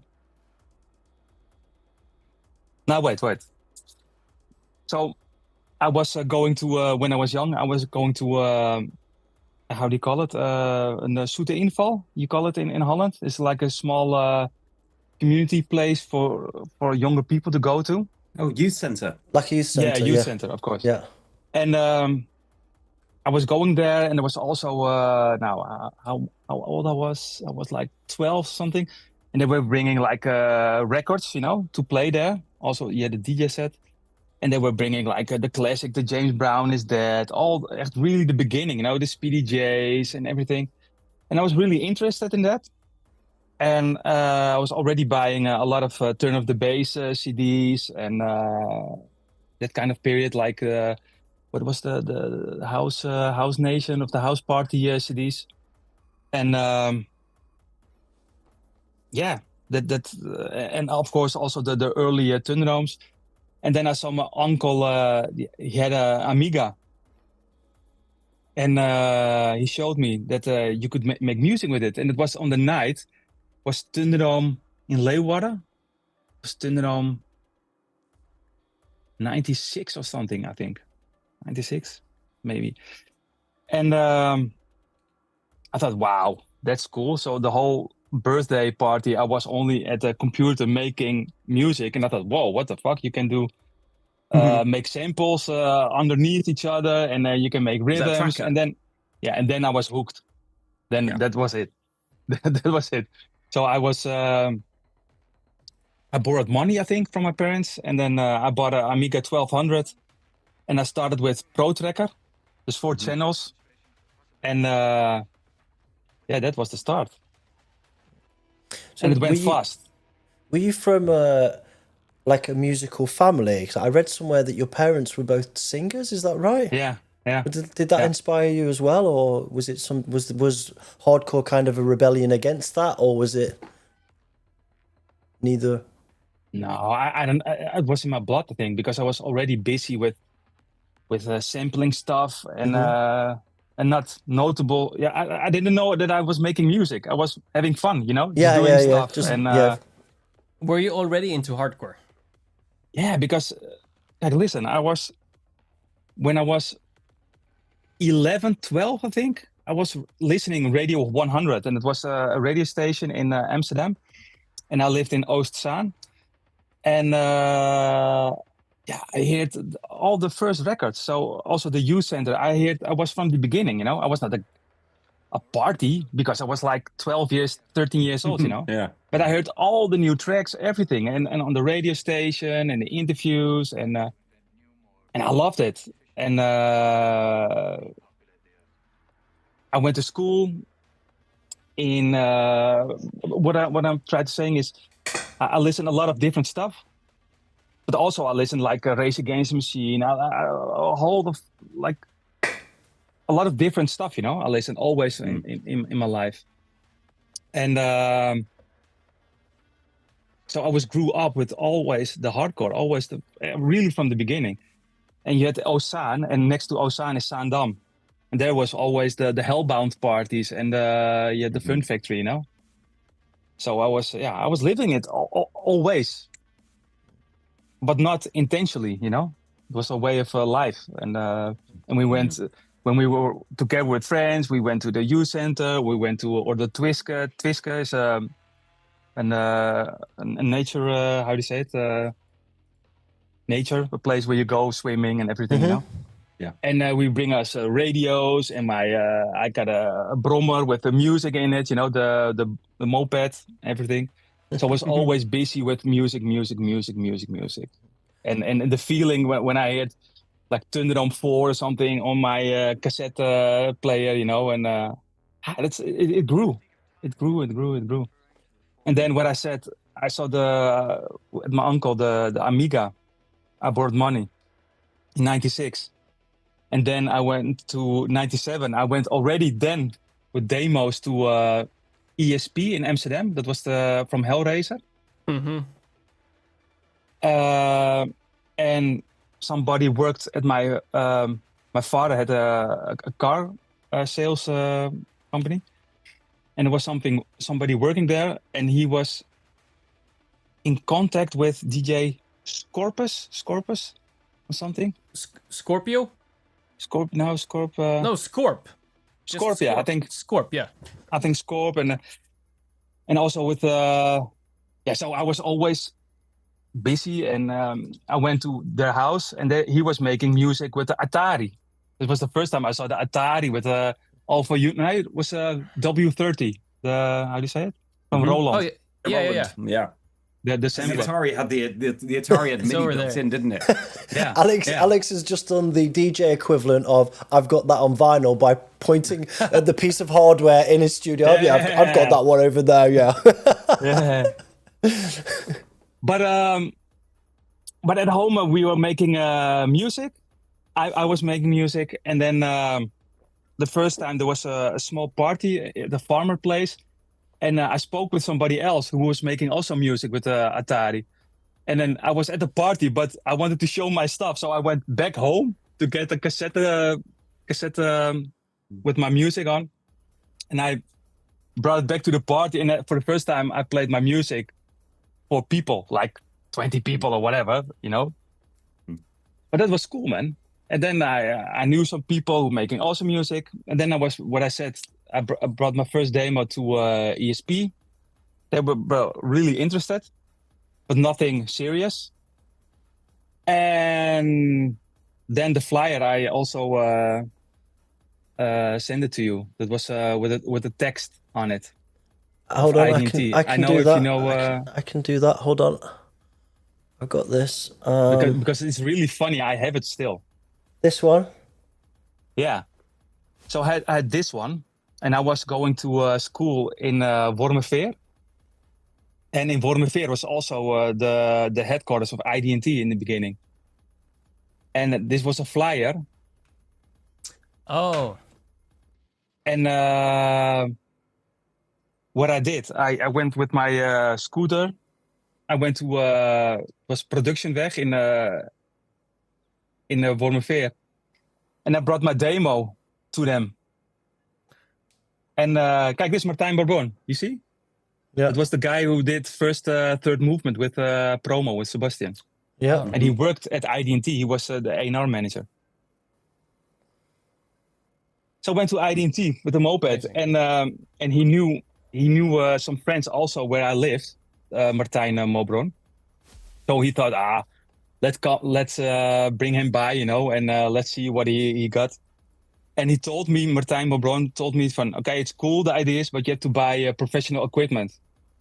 And Martijn Mobron said to me, from all the guys, from all the years, he said that, you have to buy professional gear. I was the only one who did it. So I came back. It was 97. And I came back like maybe 6 months later or something. So I borrowed some money at my parents. I had the opportunity to loan 10,000 guilders. And I bought a Atari because, you had to buy a professional MIDI station, a sequencer. And I bought a Les's QSS synthesizer. And for the drums, the Novation drum station and a Lexicon mixer, the FX16 with a Lexicon reverb on it. So I had also effects. And that's how I made my first demo. And I came back. And in a few months, I had my first contract at ID&T. So it's been really crazy. Did someone like mentor you? How did Nobody. you learn? Like how did you learn how to use the MIDI sequencer and using the synthesizers and stuff? That's funny that you said. I think I was a few times at the what I said. My father had the car company. There worked somebody that I've played a little bit with the Atari. But I think I learned everything myself. I think. Did you use Cubase on the Atari? Cubase 24? Yeah, 2.0. Black and white one. Yeah, 2.0. And I can't remember it. I think I learned it myself because I had also, before the Amiga, I had also some software to make a little bit music on the PC. I don't know what the name was, but you could put also like you had a magazine, and then you get free software or something, you know, and you could make music with it. I don't know exactly anymore, but I mean that's amazing because when I started out, I was also like 11, 12, and I had like I wanted to do hardcore and electronic music, but there was absolutely no way I could figure out how to make that music. Like I could work with samples, I could cut and paste stuff from other tracks and make new tracks from it, but how to figure out like which synths do I get and how do I make those synths sound like that and how do I get those synth sounds into the computer to make a sound from it. Like I couldn't wrap my head around that. It took maybe like 10 years before I figured out how to really make it's really interesting, man. It's really because interesting. There was no YouTube, there were no internet forums, there were no schools or anything. So maybe like, it's a geographical thing because of where Bart's from and Gabba being more really prevalent, weird, it's and because in the water. I mean but you're from not where hardcore's from, Alex. Let's be honest, and Bart is more so. The geographical thing could play a huge, if there was huge someone part mentoring. Nobody, like, man. Nobody. No. I learned everything myself, but I'm really thinking about it. I did get a copy of Cubase, but I don't remember it anymore, man. But because I didn't know any artist, nobody. So what I did, I think I asked for advice at the music store. I think that, you know, and then how to connect MIDI. And if you have the drum station and a MIDI keyboard, if you know the basics, then you have already fast sounds, you know. And I think that's how it started. I don't know, man. And were you writing everything then, or were you sampling as well? Oh, and I bought a Akai S2000 also. Okay. So just from the money I had, it was the mixer, the LSS, QSS, the MIDI keyboard, the Atari was cheap. The Lexicon, the drum station. That's how I started. So everyone in the comments is just trying to figure out how much money you spent in today's like. They're keeping themselves talking amongst themselves about that. Yeah, they're trying to they're trying to calculate how much money you spent on that equipment in today's worth of money. Yeah. The point being that you spent a lot of money. Yeah, and you had really Kijk, nice listen, parents. In the beginning, everybody had to spend like 10 or 50,000 guilders, or you cannot make music. You know, Yeah. that was how it was. You don't have the computer was only a sequencer to control equipment. Yeah. Yeah. And The just only guy, but there's one exception is NEOPHYTE with the Amiga, you know, because he made really great tracks with only the Amiga. that's true. Yeah. But with media stuff, it was you had to buy. I was lucky that I could borrow money from my parents, and I had to repay him, of course. But I had So my that was story, still- and they know I was always busy with music, and I had to sell it, of course, you know. Yeah. But at that time, that was cheap because just a few years earlier, you would have had to use like a proper studio to even get to start. Like being able to do that for you in your bedroom was a new thing.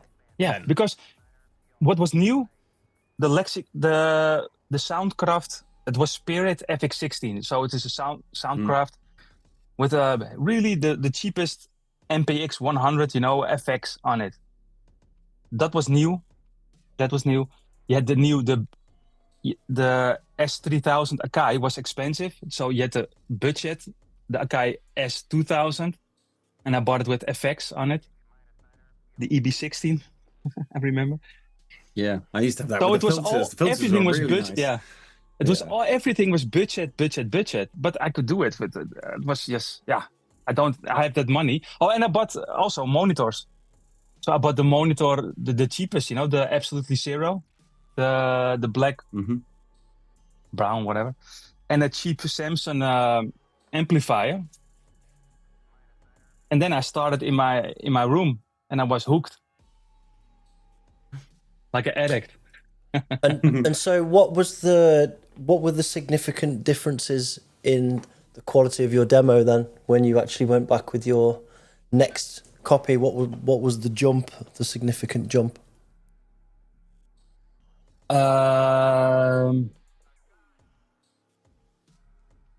I don't know.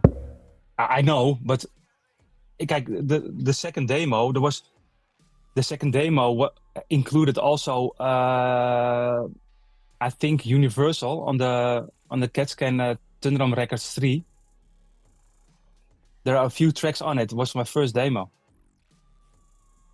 It's mastered, of course, but I don't know, man. Which tracks are those? Lord of Darkness. Also, no, what's Right. I just forget, man. I have to. I'm on my way. Joe's discogging. I don't know. I don't remember it also, man.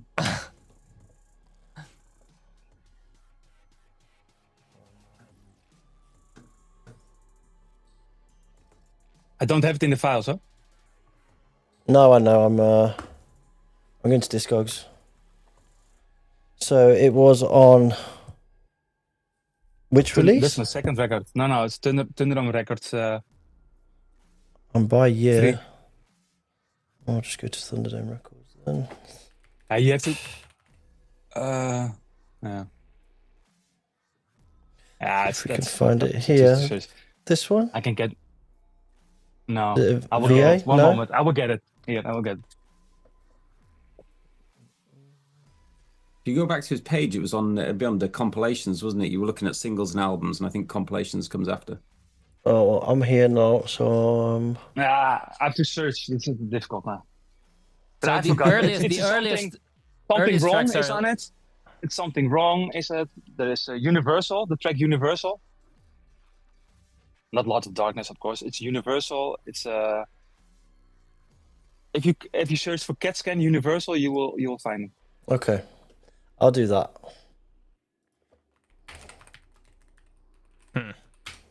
I want to Yeah, hear these. That's I saw it ID&T already. 1999. There we go. Thunderdome. It Yeah. was CATSCAN with the minus. With the dash. What's Yeah. why did you to get rid of Oh, CATSCAN, right? Well, Lords of Darkness, I got it right. that? Yeah, I'm yeah. glad. fucking night. That's a title. Every fucking night. That was the sample. Every fucking night.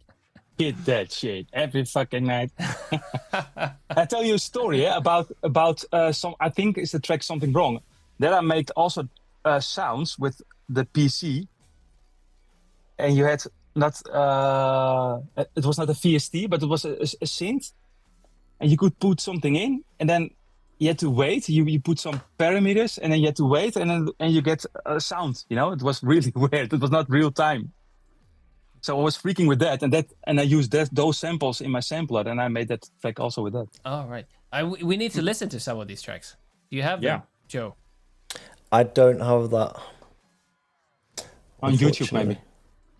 Can you do that? I can Or is that too try. much? No, let me try. The Universal's there. I'll go. We can just Yeah. pause the show and everyone has to. No. Let me just give me a moment.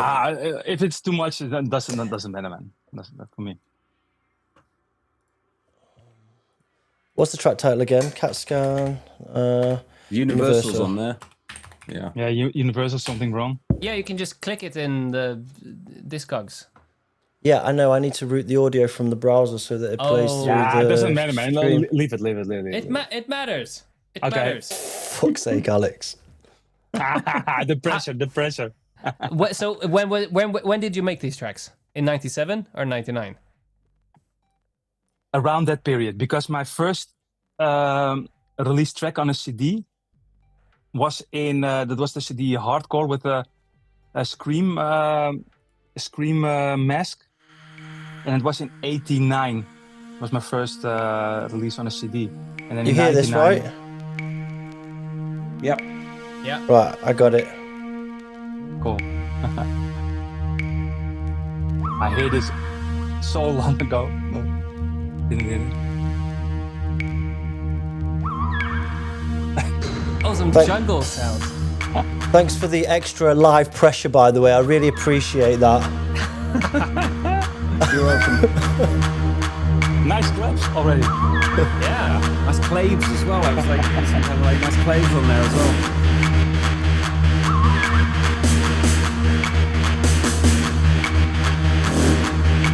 Oh, this is, This is a different track. This is Universal. yeah, but This is Universal, right? Yeah. How do you play it? yeah. The snare fills, the snare rolls. Wow. Already.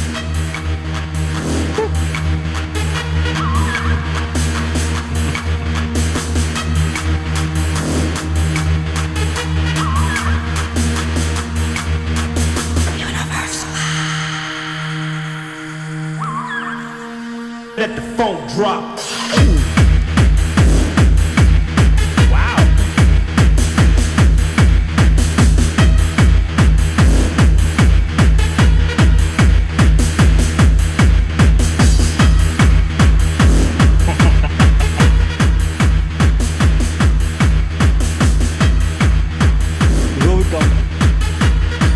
And what was the other one that you wanted to play? No, can- this skip. This is- Skip.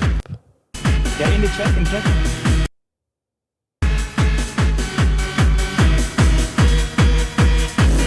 You look confused, Bart. Yeah. PCP vibes. Yeah. Chord memory of the Alpha Juno. Yeah. Funny, man. Funny to hear. It's like years ago when I hit it for the last time. Cool. Yeah, but this track, I think I made last for the EP because I hit Alpha Juno and I bought it later. Oh, right. Yeah, cool. Cool. And you were like 15, 16 when you made this or something? No, no. I was 18, I think. 17, 18. Right. Yeah. Cool. Already Yeah, sounds dude, I quite was- polished, doesn't it? With little snare rolls, like you're saying, all the little kind of like little Yeah, man. embellishments and yeah. But it's weird to hear it back because I don't know. The snare rolls you reused in Vicious Circle. I didn't make Vicious Circle. There's Access and Promo. Oh, right. Sorry. So they use your snare rolls. in that case. Nah, dude, listen. Vroom, vroom. No, that's it. Is that not from Dr. Macabre, the old record? No, I have it from Promo, man. The Promo track from, I think, 89, the Brian Accardi track. I don't know the title from my head. Beat Your Brain. Yeah, man. Yeah, that's also. the one. That's the... Oh, right, yeah, okay. Yeah. So he was first. Now Sebastian was... Yeah, okay, we're going back to... Okay, cut. So this was obviously well received when you went back to ID&T with the tracks, because as we learn now, they were signed, etc. But how was that experience for you, and how did it change you, and what influence did it have on your sound, and what was the next steps from there? Yeah. Like I was totally dedicated for the music, I was totally dedicated to work in the studio. Like I saw my friends only in the weekends, because in the daytime I was working, and in the evening I was only making music in the studio. So what I did, shit, man, I forgot to make a picture of that. I have a list when I started, and I you can see like almost 50 tracks or something in 1 year I made. Fuck. Wow. A little bit less. But a lot of tracks in like 89, 99, I've got a list. When I made a track, I write down that I finished the track. A lot did not released, of course. Mm-hmm. So I made a lot. And then in the year 99, I think, Martijn Mobron arranged me to have a meeting with Sebastian, Promo. And then I had a melody. It was Midnight Impact. So I went to his house, and that was the first collab. So we made it echt really in his, I want to say basement, but in his studio. And there was the first collab. And so that was the first introducing with me and Sebastian. And then I had the release of World War III. I call it always, but it is a WOIII, the 10-inch track. And that was a really big hit. Mm-hmm. Yeah. Because everybody was playing, everybody, but a lot of people were playing it, like Mark Payne, Promo. A lot of people played it. And it's such an unexpected hit. Like it's so dark and pretty slow, but around that time that was the sound. But like it's crazy to imagine, like just a few years earlier that would never have worked, but around that time. But it's weird, because when in 97, when they make fun of the hardcore died. Yeah. And I was devastated because everybody was a gabber, it was like trending and everything. But they make fun of the hardcore scene with really cheap, happy. I really liked happy hardcore, but not the Gabber Pete and whatever kind of tracks you had at the time. Yeah. Hakabar or whatever. So I was devastated. And I was always interested in different sounds, yet at that time, 97, I think from my head, Attic and Styles was also like the new stylish kind of hardcore you had also. And I really liked the Don Diablo stuff, his old hardcore stuff. Oh, that was really cool, yeah. Yeah. Very But trancy I really liked also the dark sides, of, what was it, NEOPHYTE, Midtown, whatever, the dark side, little, also from Jeroen, the NEOPHYTE, I think, a lot. And I found my new way, to make a new sound, and it developed in myself. And I heard the first promo tracks and everything, and it just inspired. It was inspiring, and also the first Endymion, tracks, Yeah. And I think, and I think World War III is the one of your earliest tracks where you've clearly found like the CATSCAN sound. Yeah, Because like you said, like the Universal, it sounds very Miro, and Midnight Impact is with promo, but like World War III, it doesn't really sound like anyone else. It doesn't sound like Market Card. Can you show the other side, the images? Would you Yeah. show? That one, the first idea, I wanted to find the paper, but I couldn't find it. The idea was first that the whole sleeve would be like the heads, but it was later like cheap black put-in sleeve. But everything should be the heads. But it was, ID&T quit it. I was one of the last records, I think. And then ID&T quit because it's a release of his own, It's not the limited 000. Let's play it. But let's play World War III. Yeah, let's play it. Yeah, that's cool. Not it. That's whatever's on YouTube playing in the background still. I knew that wasn't going to go well.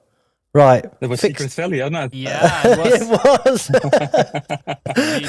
got a story about that kick. I got a story about that kick. That's the first track I made. Oh, by the way. Secret Valley. Secret Valley. I'll talk, yeah? Should I talk? You can figure out Go for it. Go for it. I've figured it out already, but you tell me. What I said before, you had software, but not VSTs, but you had software on the computer.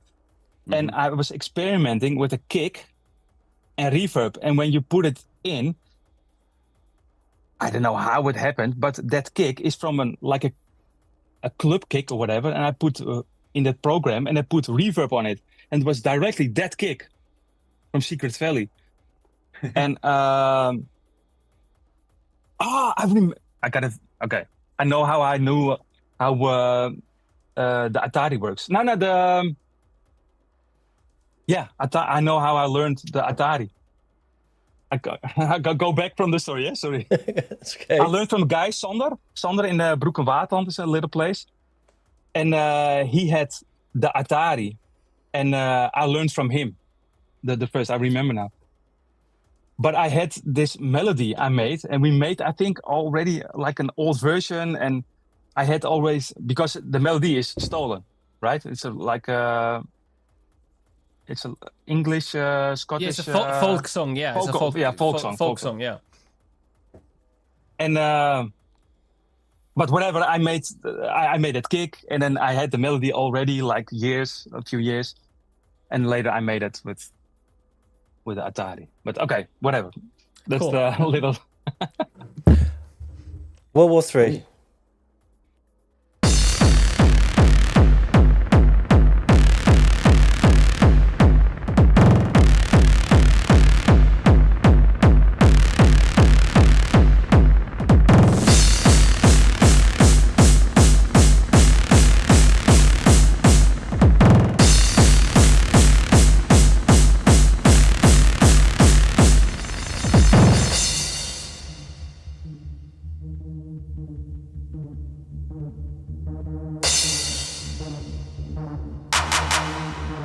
But first you'll have to break free from the city.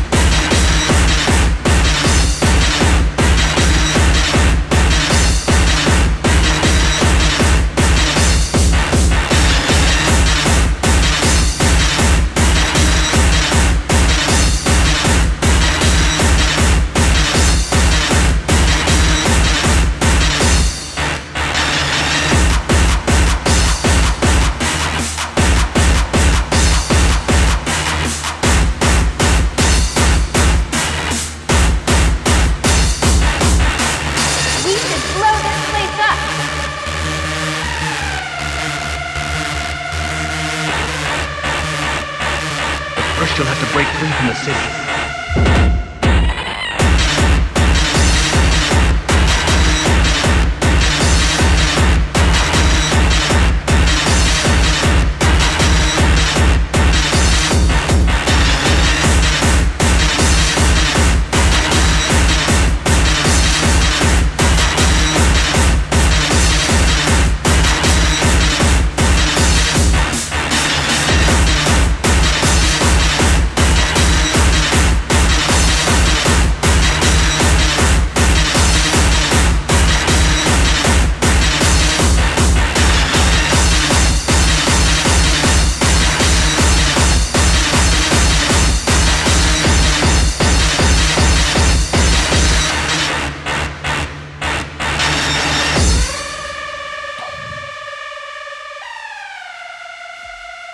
One tune. Great tune. Jesus Christ. Yeah, man. But it is so iconic. Yeah. It is so. Really, it's really a simple track. Really simple. But it's so. I like this the aggression. I'm still liking it like all those years, man. Still. I think this is such a good, like, there's so much to learn from this production in modern production, because as you say, it's so simple, there are so few elements, and but it never gets boring. It's just sticks to a few elements, and just at the right times adds a little bit of variation, adding like a percussion sound or something. Like but that's all you need, and it's not like okay, 8 bars, now we need to switch it up to something else, and then 8 bars something else, 8 bars something else. It just sticks to one thing, and it works so well. There's an art to that, isn't there? You see it in drum and bass a lot as well, like how you can kind of like keep things interesting without having to change things all the time. I think there's an art form in itself. Yeah, very much. Yeah, techno as well, very much so. Yeah. But yeah, I love that tune, man. So good. Hey, and somebody in the comments said also the name of the program. What I said, how I made the kick drum, and it was Stomper Ultra Plus Plus. You have to search it. It's really cool. I forgot it was really a kick program, but check it. It was a really famous program at that time, in '89 or something, or '99, whatever. But this track is also like this track is no fun in the best way. Like, this is a serious track. This track is no fun. Fucking Alex. And for me, it's maximum fun, because for me, it's when we were dancing, it was like it was it's really like, you know, it was it was like it's the fucking aggressive, man, in your face, you know. It's this but that's what I mean. I mean, this track means serious business. Yeah, that's what I mean. That is no fun. Like, it's this. There's nothing ironic about this track. Yeah. And when we played another track, I will search something, and I can show it to you. But that's the list what I said. I think I have it here in the back room. When I'm in that period, when I make it for the we talk about it later.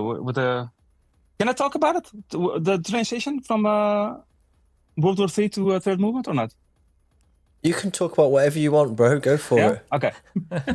so that was one of the last tracks at ID&T, you know? Yeah. ID&T. And then ID&T stopped with hardcore because it was dead, you know? Less visitors and everything. And they wanted to quit with hardcore, ID&T. Thunderdome was gone. And they had also an idea to do a Thunderdome with only music, no DJs anymore, only with the name. Really weird ideas, and but they stopped. And then Martijn Mobron and Sebastian Promo, they were friends together, and they wanted to still make music, to bring out music in the new style they did. And they started the Third Movement. And the only guy they asked to go with them from ID&T was me. And I was really happy about it. And Martijn Mobron always took me under his wing, you know? So we went to third movement, and there I made so much tracks. Also, I will search it up. But for example, I made a track like Agency, for example, Absolute Confrontation, and another track in 2 weeks. In 2 weeks, I made 3 of those. Like classic for me. Mm-hmm. So it was really crazy. If you want to search that, we can play Finishing Profiles, which is from this era, right? When you went to the third movement. But I mean, you can really hear that because I spent a lot of time analyzing your tracks, Bart, and from that period, you can basically hear like the preset on the Alpha Juno is still the same, and then you started working on another track. Like it's just you can hear it's basically in the same session in the studio. Yeah, probably because first I made it's cool to say took the bridge to Finishing Profiles is first I made Drive By, and I was really inspired about with Dr. Macabre of French Connection because I love French Connection, the track, and that sound is like wop, wop, wop, wop, wop, wop, wop, wop, wop. And I was programming and I what the fuck, man, when I use that kind of sounds and a lot of mid sweep on the desk, I get a little bit that vibe. So first I made also the drive-by track is also in CATSCAN Limited 1 on third movement. And also a classic track, Capture in Distress, and the other 2 tracks, I don't know. Capture in Distress is a brilliant track as well. I love that Enemy track. on the Run, probably. No. And is Enemy on the Run the first one? That's on the number 2. That's number 2, yeah. Yeah. So for me, it's Finishing Profiles, the improved version of Drive-By. Ah, right. The promo plays always in the beginning, always the Drive-By track, but I never played Drive-By. I always played that track. But that's how it started with the first tracks, and we made a lot of tracks and a lot of collabs with Sebastian also. So that was a golden era. That was really cool. What in particular were you improving at this time? Because you're saying that it evolved, and you obviously had the World War II or III. What specifically were you consciously trying to refine and improve to get this CATSCAN sound? What was the goal? I did nothing. I just did this on feeling, everything. Yeah. Also, when it's funny when we heard the first track you played, it sounded already like clean and not really that. Yeah, it was not grooving, whatever, but it's not that bad. And I always thought, okay, World War III is a lucky shot, but I did everything with feeling, man. I don't know. It was maybe a good mastering also, I don't know. I didn't hear the mixes like 25 years, from DAT. We recorded always on digital DAT tapes. So the improvement was that I saw Sebastian promo with a real 909. And I thought, okay, I have to buy that. And that was really an eye-opener for me. And I think one of the first tracks is Capture in Distress with the real 909, I think. Yeah, because before that, so all the kicks were like sort of like distorted club kick samples mostly. Yeah. And the Universal, I think the Universal track or the other track, Lord of Darkness, that's like the drum station kick, a little bit distorted. It didn't sound that good. And when I had the 909, then I bought also I saw Sebastian with a Behringer MX8000 mixer. So I bought that also. We didn't use the Mackie. We didn't use Mackie mixers. We used the Behringer MX8000. We used it in the studio. So I was always eager to learn.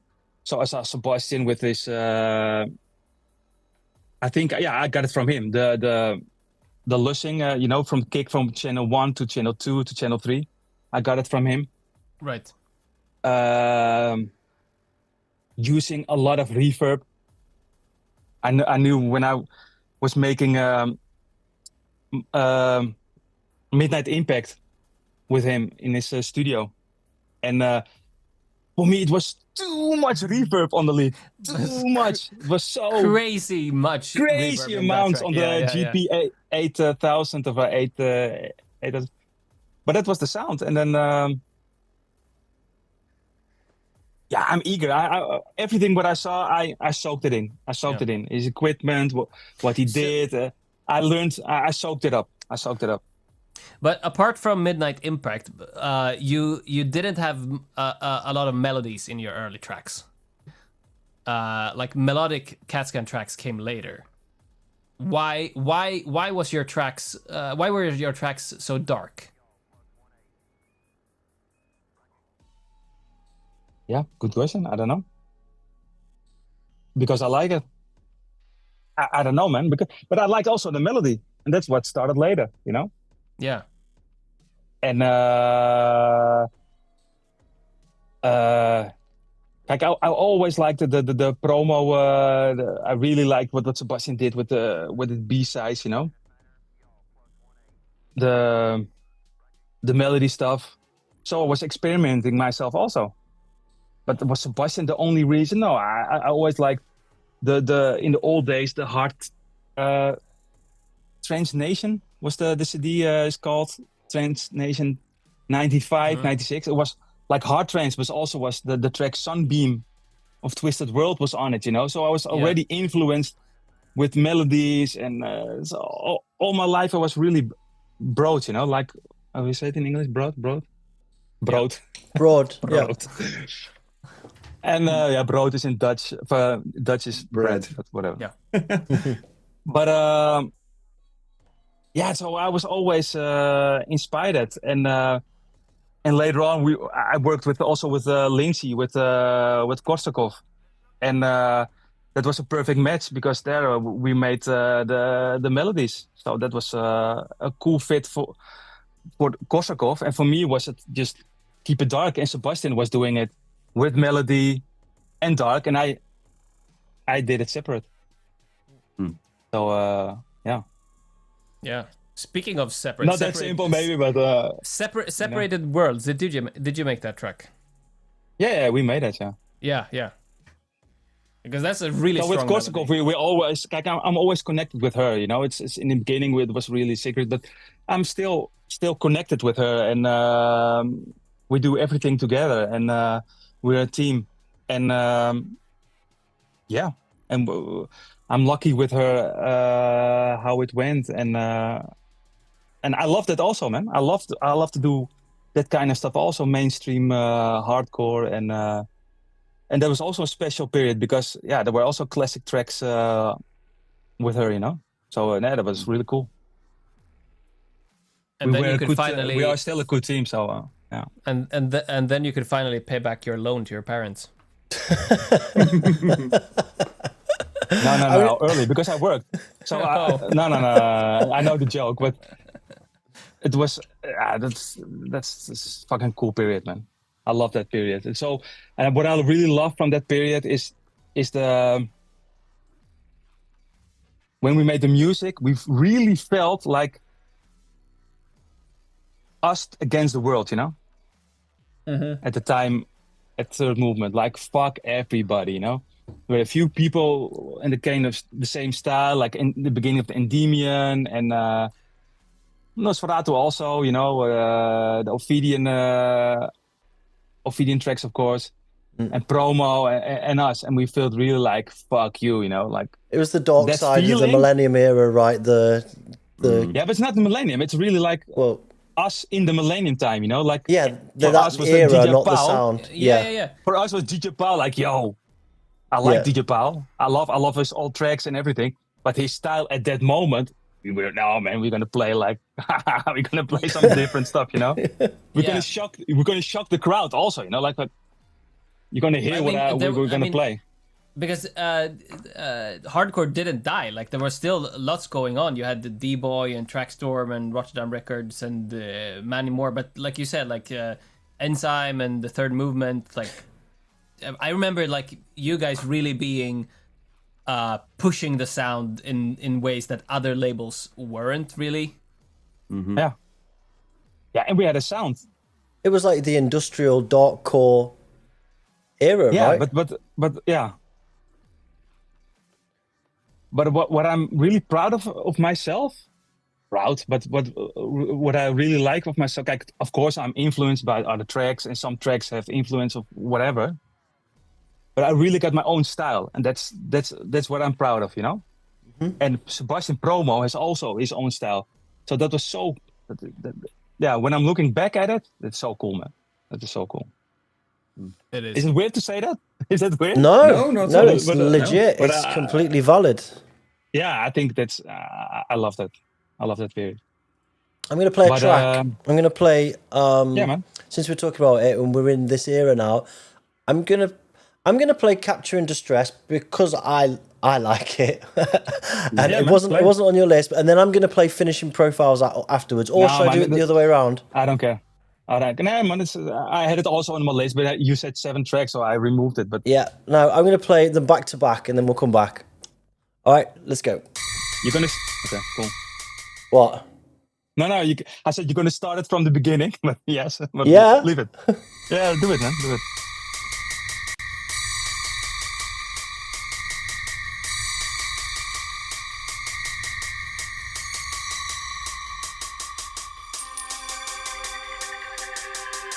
You have to let it all go. Fear, doubt, disbelief. Free you.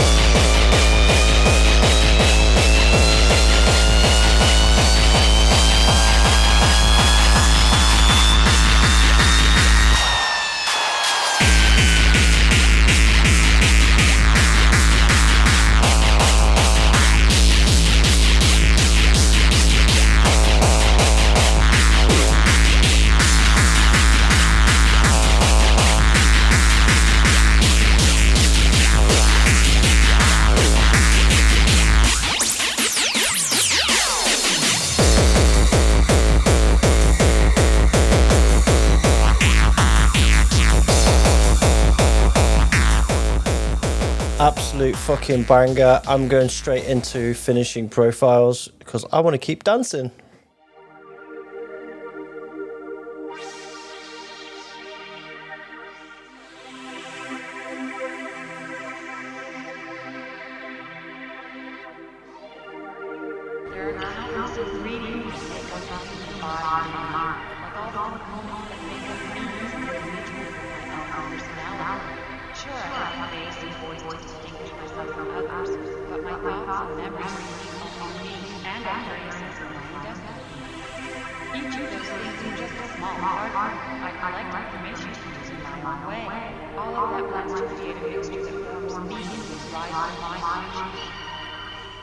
I feel confined, only free to extend myself within boundaries.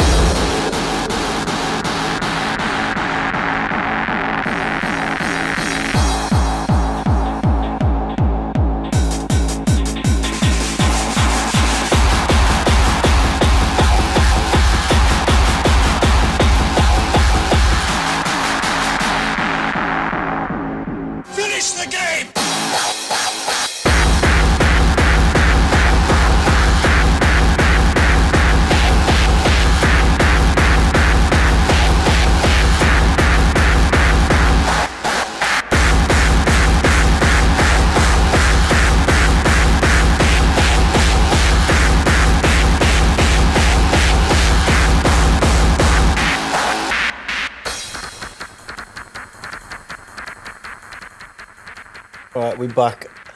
I've been dancing. I want to say something, man. Pretty much the whole time. Go on.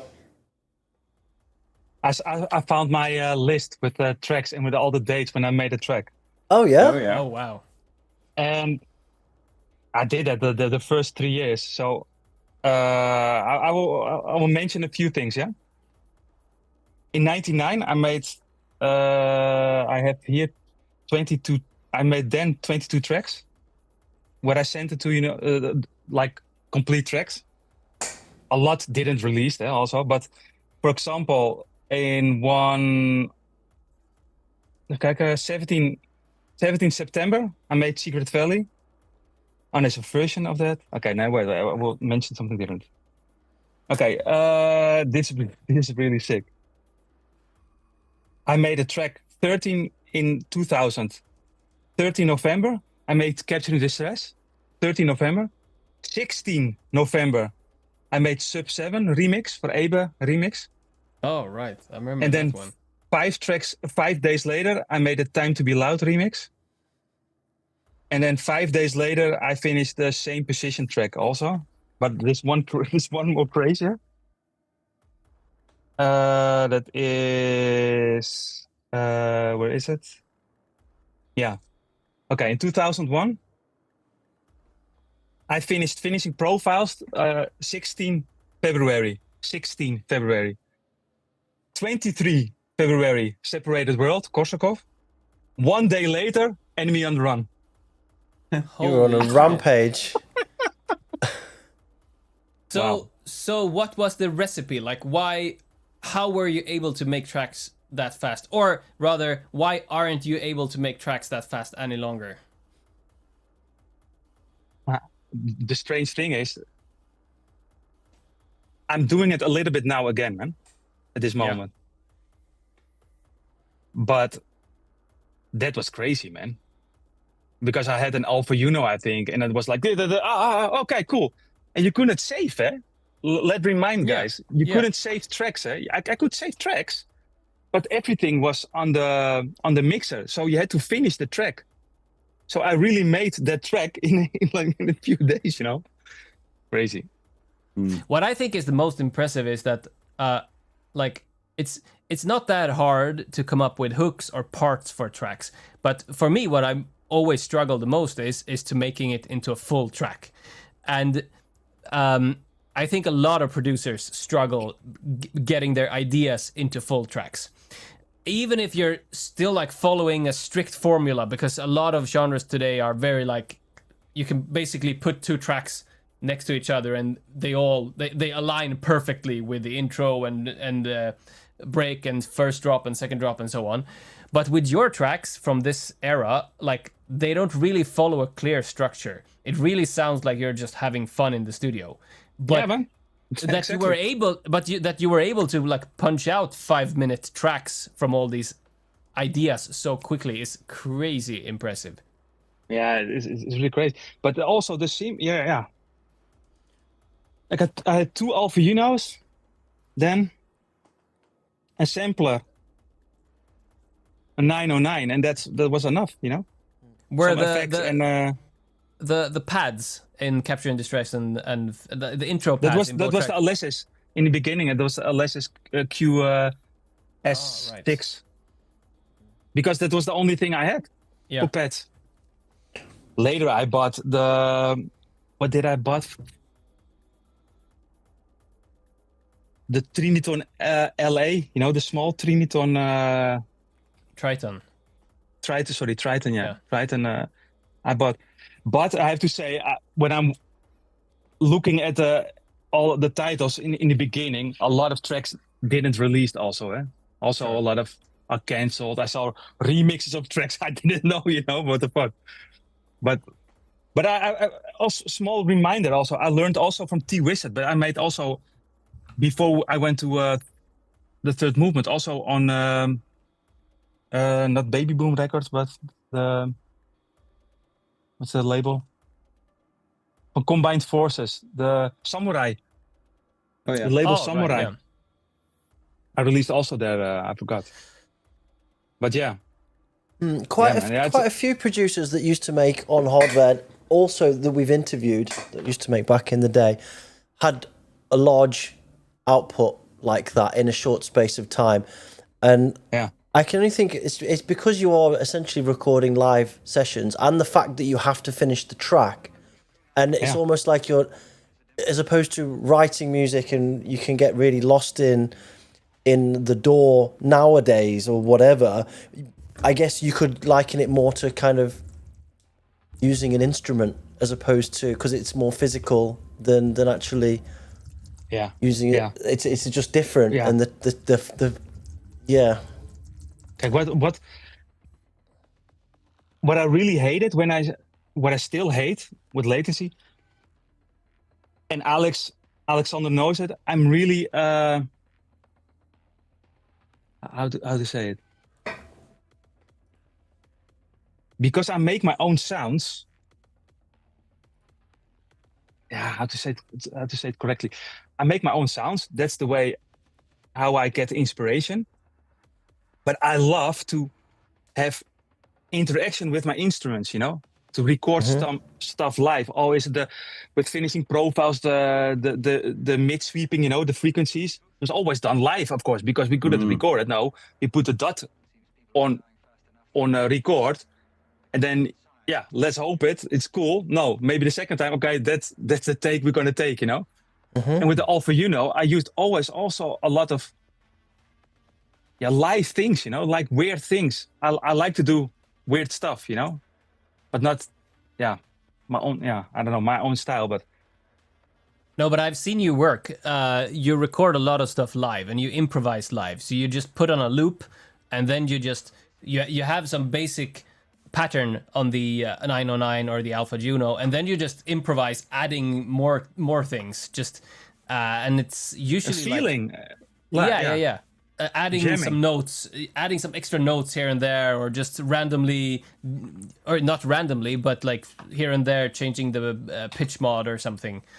And what comes out, the result of that, which is pretty unique to your sound, is that it sounds very organic. It sounds live, and it sounds like human or something.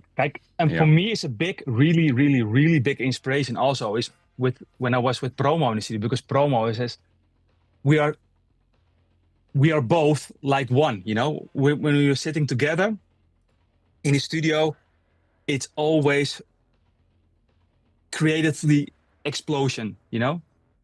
If you listen like the track, for example, Toch Wel Leuk, with the Dutch samples in it, that track is crazy, but it's having fun in the studio, and that's cool, yeah, let's do it, yeah, cool man, let's do it. Like, it's so organic, and that's the approach I always kept.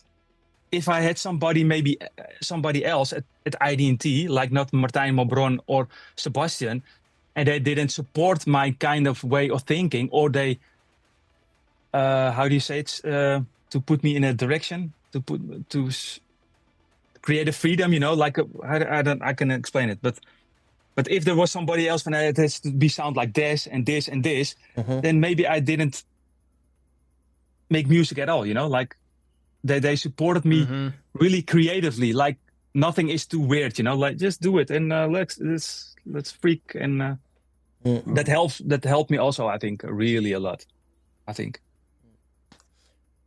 But that era there at the third movement came to an end, and you moved on with Martin, I believe. Yeah, because Martijn always took me under his wing at the ID&T period. Yeah, and I was really friends. I saw him as a friend, and when they decided to take each part, you know, like they wanted to split the third movement, because I was loyal to Martijn because he was my friend, you know. So I went with Martijn, and we did it a few years with Pam, and that came also to an end. And then we went to with Lindsay, we went to Masters of Hardcore. But we made also cool tracks. I made Arp at PAM. I made Mindful Candy at PAM.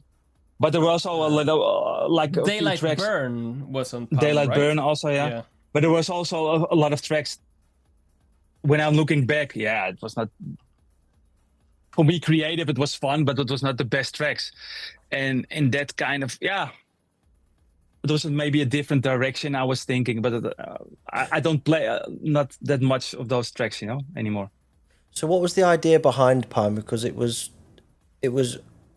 all, from what I understand anyway, weren't you also cultivating and mentoring other people underneath that banner as well at that time? Did your role there were change? more people. There were also people producing, and they wanted to as a label. And it was also, what was new was a little booking agency. You know. Okay. So that was that's how it started, and then it was over with PAM, and then we went to Massive Hardcore, because I was working a lot with Marc and with Lindsay, and Marc and Lindsay were Korsakov and Outblast. They were a couple also, and we made a lot of tracks also together, me and Marc, and that was also cool. You had Bass Alert. Yeah, we did together Bass Alert. The Oh Yeah Oink track also in what year did I make? Oh Yeah Oink. And why is it Oh Yeah Oink? Because in the chat rooms of what was that? What was the calling? The first chat rooms? Now whatever. ICQ. I always said Oink, And Or Mark said IRC? always, oh yeah, and it's like, it's, yeah, whatever. Like a stupid name, Oh, you know? I thought it was because the kick sounds in that. The kick in that. No, track sounds because like we oink, oink, I oink. said always oink. What the fuck? Oh, and he really? said, oh yay. So that's yeah, it's stupid. But I know. I've got that lined up. But- the bass alert track that you did with Mark. Yeah, we Zoo. can play that. Yeah. Yeah, you can play. Let's play it. It's topical right now. This is bass alert. Oh, Zoo. Bass alert Zoo, which is Marc Outblast and CATSCAN. Let's go.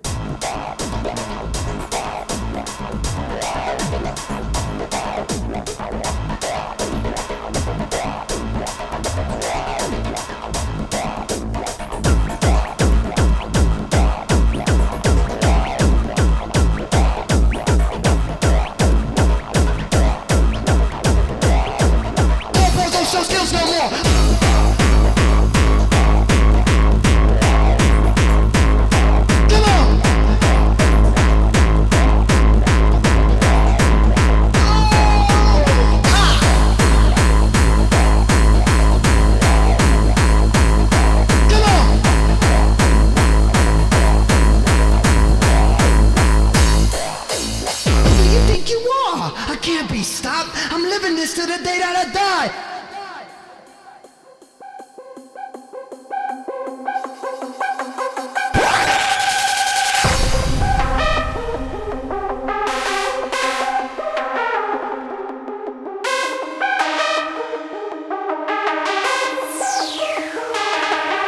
Release all my rage.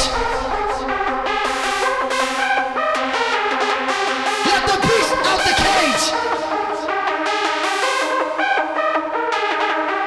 Release all my rage. Let the beast out the cage. Oh my God! Release all my rage. Let the beast out the cage. Release all my rage. Let the beast out the cage. Release all my rage. Let the beast out the cage. Hit you with that psycho shit that's laced with no rage.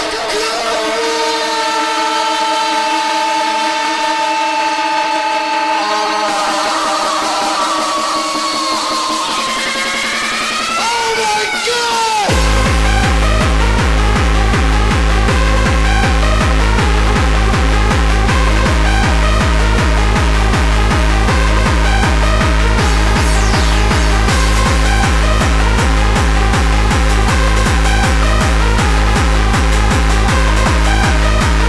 Put you in the freeze.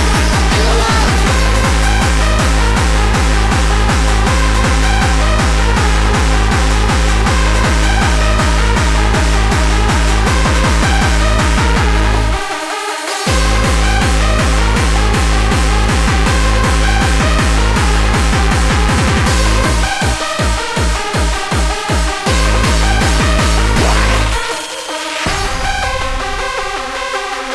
It is man's basic right to become afraid. And once that individual becomes afraid, it is his basic right to react to his fears, whether you like that or not.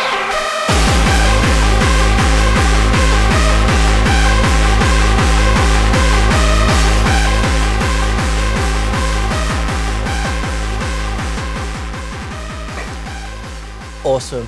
How was the chemistry between you and Mark in the studio, and how important was that relationship with Mark over Also the huge. time?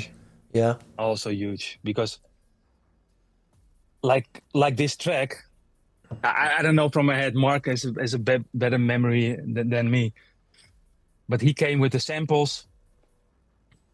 Mark is always the man with the plan, you know. And he came to my studio. I think we made all the tracks in my studio, but always together. And having fun, man. Because I made for the first time. I made in 2001, 2000 communication, the remix. Then he came to my studio in my bedroom to pick up the dot. And after that, we keep in contact, and he's always and still a friend of mine. He's really busy at this moment. I don't speak him that much, but yeah, we're still loyal to each other, you know. And it was really fun, man, in the studio with him. Always. Also, also natural. Different than Sebastian. With Sebastian, I'm more freaking, and he's more the dance floor orientated music, you know. Mm-hmm. I love Mark, so always. So you said that he's the man with the plan. So was there other things that he taught you, like business or different elements that you didn't have in your tool set for the industry and things like that he taught you?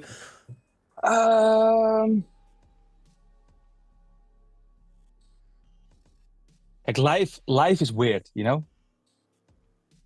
When I started with ID&T. Then I knew promo. We went. They said we were angry to each other, whatever, in that period. Maybe a little bit because I chose when they separated a Third Movement because I was loyal to Martijn, because Martijn Mobron at the time at Third Movement was my friend. But there was no problem at all. It was like more people online were talking about it. Sometimes life happens, right? Yeah, that's life. Yeah. So after that, at PAM, that quit, that stopped, and then we went to Massive Hardcore. At that time, Mark helped me always with the contracts, with the little things, because I was always first at ID&T. Martijn helped me, you know, and Sebastian, and then because I was young, and they helped me with everything, you know. Yeah. And the lucky thing, I was always loyal to them also with everything. And through the years, yeah, because you know them, you know each other from the beginning. Yeah, you build something up, you make tracks. I don't know how to explain it, but it's how life works, you know. I made the tracks. He did first the music with Massive Hardcore, then he did the parties. He thought about the ideas, you know, the concepts of Dominator, and he grew in the company. And eventually he stopped making music because he did only the business side of it. Mm-hmm. Mm-hmm. And for me, yeah, how to say it? He didn't give me like opportunities that was not deserved, you know, like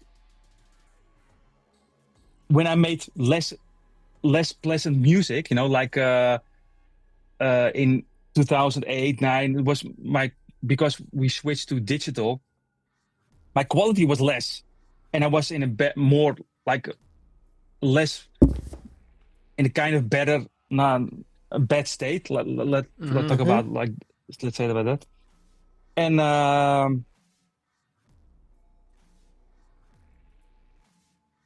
yeah, we were always close, you know, together, and he helped me with everything, and so I could always release at Massive Hardcore or other labels, and we worked together also with Lindsay a lot with on Massive Hardcore, and Mark helped also with that a lot, and no, that was a cool time. It was fun, but at that time I focused more on ghost producing. At that time, I did hardstyle, I did more techno-ish kind of things. I did different kind of styles, you know. But the main focus also was with also working with with other projects also, man. Because there was a few points that you've touched on there, like the switch from the switch to digital, the decline in it was really difficult for me. Yeah, and the decline in vinyl sales as well, increasing changing the sound there. Sound change. There was a lot of things that happened, which I think all of those variables. I don't want to say that you were less prolific or whatever, but your output was less, and it was clear. if I look through the timeline, but you were also focused on other projects and other things, like you say, for quite some time actually, until more recent years, where you seem to have, I don't know, had a re-energizing. Yeah, I think it will. I think it started with around Corona. I think I started to make different stuff. Also, really interested to making also presets and music libraries. And then I made Alone. It's like a hardstyle kind of track in 2002 or 1. And 2002? I mean 2012? What? Did you sorry, I'm confused. 21. Echt really later. So we skipped a lot of years. Yeah. I'm talking now about my revive of the CATSCAN sound, you know? Mm-hmm. And it started a little bit of that, and I really enjoyed to make for myself really. I made also tracks in those years, but it was like one track maybe or something, you know, like 1 or 2 tracks in a year. But after the Corona, I started again to more focusing on myself, and I was making up tempo a lot, and I was done with it because for other artists, Ghost production, for other artists, up-tempo. Yeah. And I stopped with that, and then the creativity exploded. So it started with the sample stuff. I experimented more, and I disliked it to make stuff. I liked it. I liked to make it, but it was not my heart, you know, not from the inside, you know. I like to produce, but I hate to make something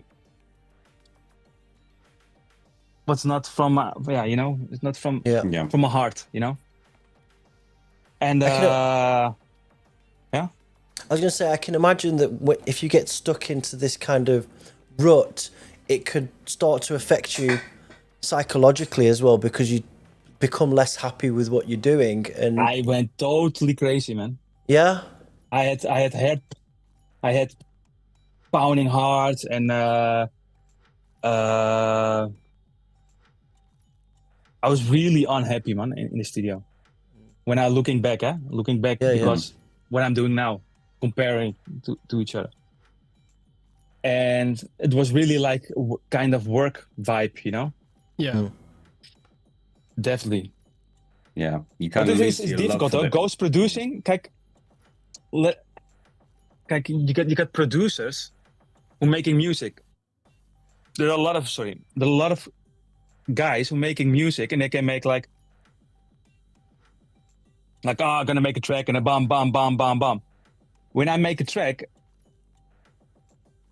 it's for me an art form, you know? I'm an artist. I see myself like somebody throwing with paints. And if somebody asks, no, I don't like that paint. But what the fuck? I did that. It's my paint. I dropped it. No, you have to change it. I'm open, I'm open to change some stuff. And I work with a lot of people, and the track was also better sometimes, you know, when they say, you can do that, and the track went. I learned also from that, but in a creative process, and then they don't see your vision. Oh, that's difficult, man. Yeah, you're ghost producing, and that's really difficult. I don't know what I'm saying. I don't know what I'm going to go with this story, but I really like enjoying myself now to make tracks, and also again the fuck you mode, and I will do my own stuff, you know. That's what I really like. And I really like also the how it's going now, you know, the scene. I think it's really positive at this moment. Also with the hard techno is really positive for us, for the hardcore scene. Maybe people don't like it, but it is really, really, really important, because now it's getting everywhere. When we had only hardcore, and then we had hardstyle, and then a few DJs played all over the world, but it was still worldwide, it was really small, man. Yeah. And now you see in every country hard techno people, and they hear a hard kick, and they're gonna look, for different styles. So yeah, I got a lot of people, young people again, man, who enjoying my music, and that's. I get really inspired. Inspired. Yeah. Inspired. Yeah. We've been watching and commenting on the evolution and the cycles of the scene on the show for some time now, and been slowly watching it come around, like kind of reinvent itself. The wheel comes back around, and the hard techno movement always. And how that is going into Gabba and stuff. It's got some negatives, of course, but you've got to take the positives from it. So it's great that you've. Go ahead. Sorry. Yeah, change is always difficult, but I think it's a good thing. Mm-hmm. I think. And it's great that you've come out to now and you're feeling motivated and driven and stuff like that. And we've got some cool music coming out for you. It's more recent music I've got here. So I was hoping we could play some bits from this. I've got this NEOPHYTE and Panic SKULLCRUSHER thing. Should we put that on? Yeah, that's cool. Right. Talk about it afterwards. I can talk about it also, if you want. If you yeah, get we'll time. talk about it after. I've got all the time in the world, bro. Don't worry about that.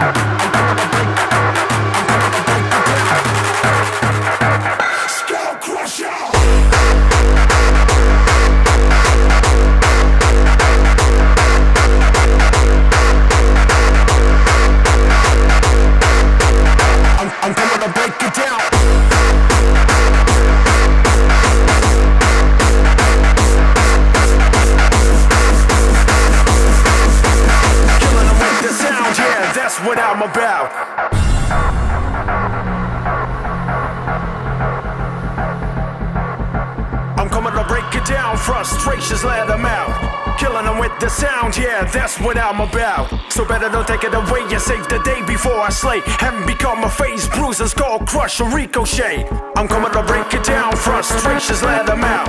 Killing them with the sound, yeah, that's what I'm about. So better don't take it away and save the day before I slay and become a face bruiser, skull crusher, ricochet.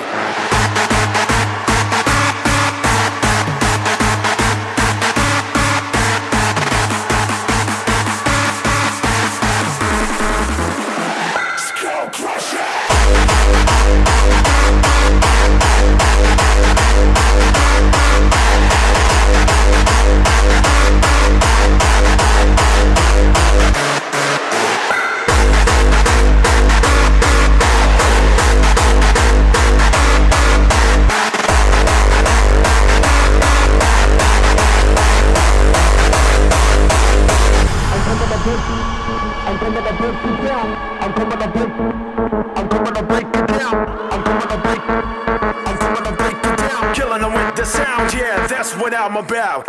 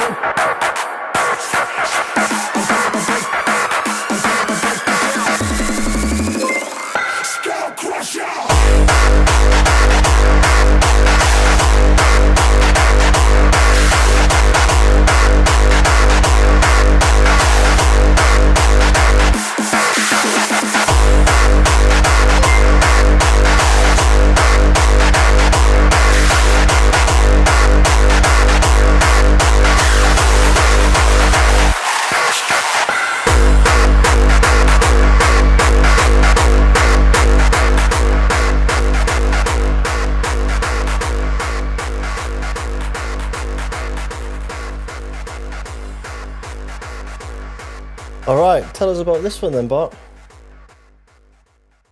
Okay. So I started again with having fun, you know, and I made the This Is the track for a Tundroom. Yeah. And it was the first track again that a lot of DJs were playing, you know. And it's only like 1.5 years ago or something. Yeah. And after that, people were I had more response and more DJs are contacted me. And then Jeroen asked me, NEOPHYTE, to make a remix for SKULLCRUSHER. And it was like a pinnacle moment, you know, for more the mainstream CATSCAN kind of a vibe, you know. Was like, I get, how do you say it? I don't need respect, but because they liked now how I made music. And Jeroen wanted to make like that I made it like This Is and How Much Can You Take in the same vibe. And when I started with the remix,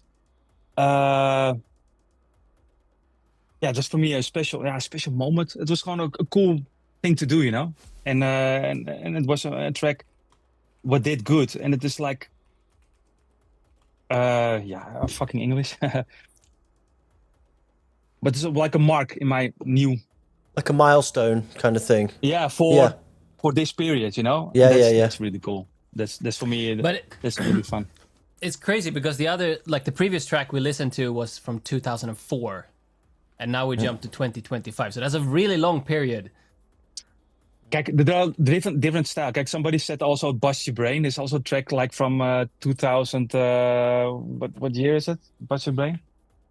2013 or something. What's your brain? Like I made different stuff. Yeah, of course. Yeah. And I remember when we. But in 2007-8, I didn't make almost no CATSCAN anymore because I didn't feel like it, you know. And I was focusing on different stuff in my life. So yeah, I mean, and then when you look, that's when I stopped. When I had the Despairful Tomorrow name, like that's when I stopped as well. For other reasons, but also I stopped listening to hardcore around 2008, 2009. Like there was something, something missing. Yeah, maybe not your thing, you know. Not you're not connected. Yeah. And how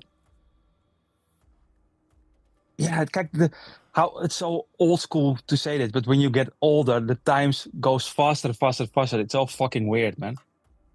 And when you're saying what did I do in 2010, 9 till 2019? I don't know, man. I worked. But it's crazy. It's crazy. Yeah, but not on CATSCAN really that much, you know. But it's crazy. It's the same. It's pretty much the same for me, because when you and me got in touch and we made the Rainmaker and EP, that was really the return to hardcore for me as well, because. Or at least like that kind of hardcore, the kind of hardcore that I fell in love with. Yeah, man. As a kid, maybe for me also or not. Yeah, for me also. I think a little bit. The Rainmaker. Yeah, I think also. I remember like you sent before we made that. You sent like another track you were working on, and I can't remember. And it was like almost like house vibes or something. Like it sounded confused, you know. And the Starving Insect stuff I did up to that point was also kind of confused. I was like doing. Sometimes going into doomcore, sometimes going into EBM stuff, trying to do some techno stuff, but I didn't have a proper like this is what I want to do. But I think it's like when we did the Rainmaker, it was like, okay, this is where my heart is. This is what it's all about. This is why I started making music in the first place. But how fucking weird is that? How everything, the whole scene and everything. We felt it ourselves. Yeah. But also, it's not our way. Not our. We are not the reason for it. But how everything changed, how it fits in the timeline or something. The timing is right. Yeah, like 5 years earlier, maybe we couldn't have released it. Yeah. It's so weird, man. So how did you guys get connected, by the way? Because I think we may have talked about it when I interviewed you, Alex, but I've never talked about it with you both in the same room. So how did it actually happen? Alex contacted me for the video for the World War III to a remake. Which we put out on the channel. That makes sense. Yeah, okay. Because I couldn't figure out how to make the noisy, not the Alpha Juno lead sound in World War III, but the other like noisy that sound. So I asked Bart on Instagram, and that's how we got into contact. And then after I made the World War III recreation video that's on Oblivion Underground YouTube, I made a solo Starving Insect track, but that was just after I had like deconstructed CATSCAN tracks, so it turned out sounding like a CATSCAN track. And I sent it to you, Bart. Like, what do you think? This sounds a lot like you. What should we do about this? But then you worked some on it, changed some parts, and like, okay, let's make it a collab. And that was the first track, Merged with Silence. You send it the idea of the rhythm, but I changed almost not the strings, but I changed everything. So the the sounds what we used. Yeah. That was you fun. replaced a lot of stuff. Yeah. Yeah, that's cool, man. Yeah, that's how it started. Yeah. Yeah, that's cool, man. And since you kind of found yourself again, let us call it, you started working with promo again. How has that been for you? Has it been nice? Yeah, I'm always good with promo. So when we're sitting together, and I worked already before with him, before with different projects, but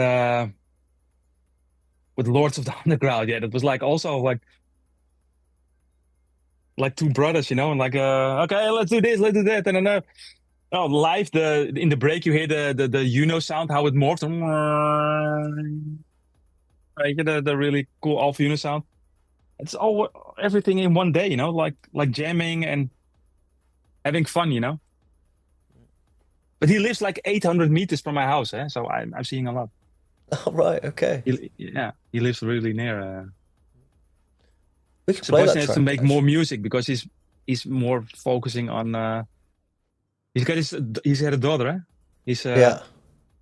So, but yeah, man, we are so cool together, man. Let's play Lords of the Underground. I like this one.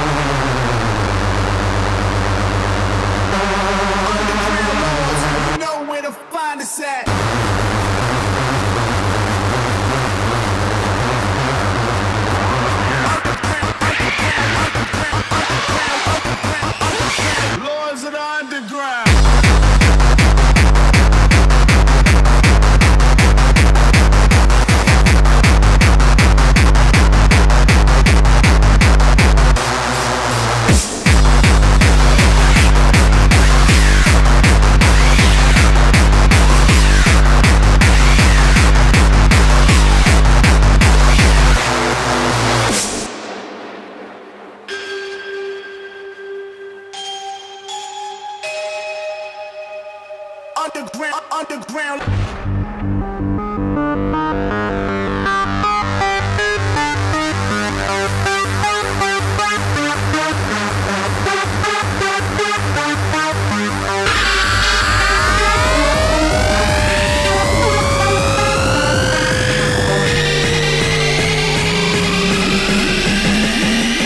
Lords of the Underground.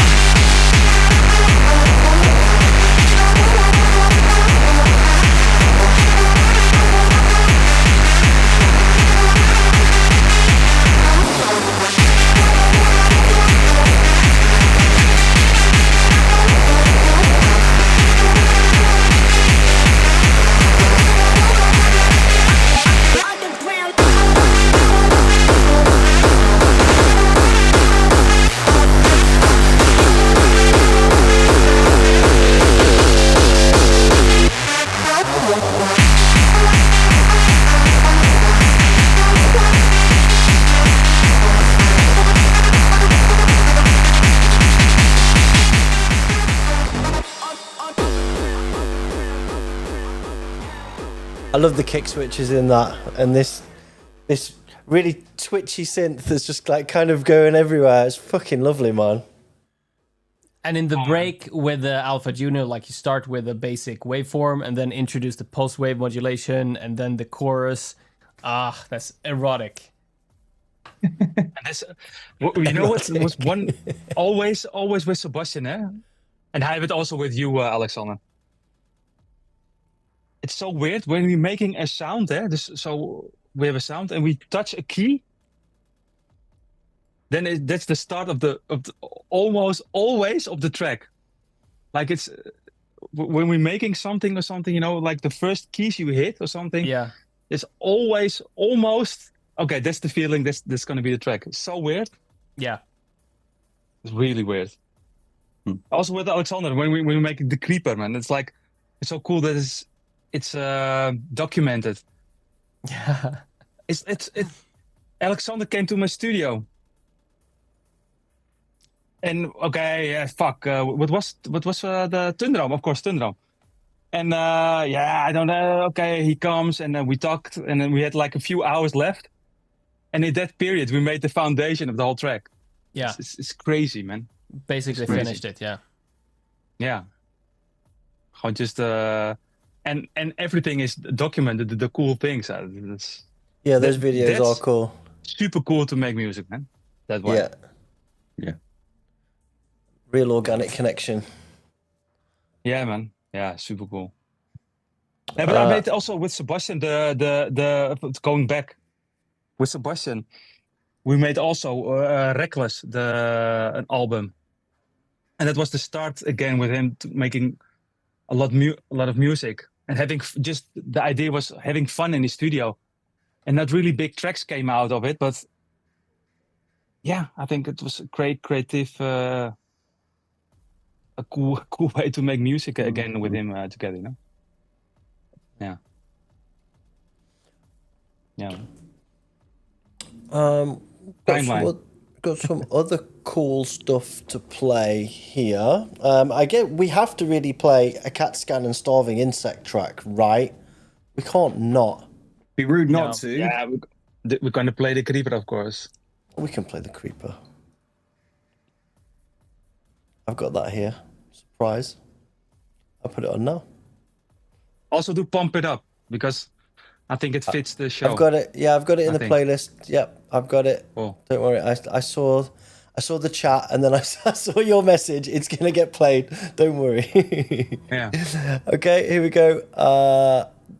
CATSCAN and Starving Insect, the Creeper.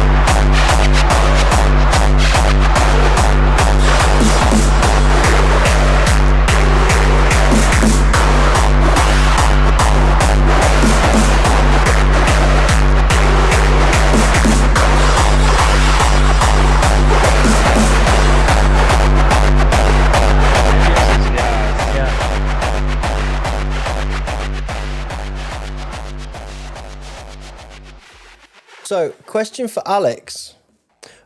What's it been like working with Bart? And did you feel like a certain pressure to be working with somebody of his caliber? The most difficult part with working with Bart live in the studio is because in his Cubase sessions, he has buses through buses through buses through buses of plugins. So the latency is like you push the key and like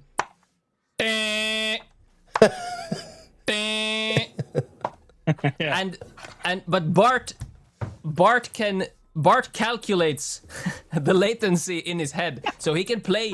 He can play like he still can play. But I absolutely cannot. So whenever it's like, okay, let me try something, and then but then it sounds absolutely shit when I try it because there's all this latency, you know. That's a nice anecdote. I hate it also, man. That's the one thing I fucking hate of the computer, man. I hate it, the latency. Conrad, I'm also with Oblivion in the studio, and he's also like playing melody and also like, yeah, with the latency, and he's all... It's really crazy, man.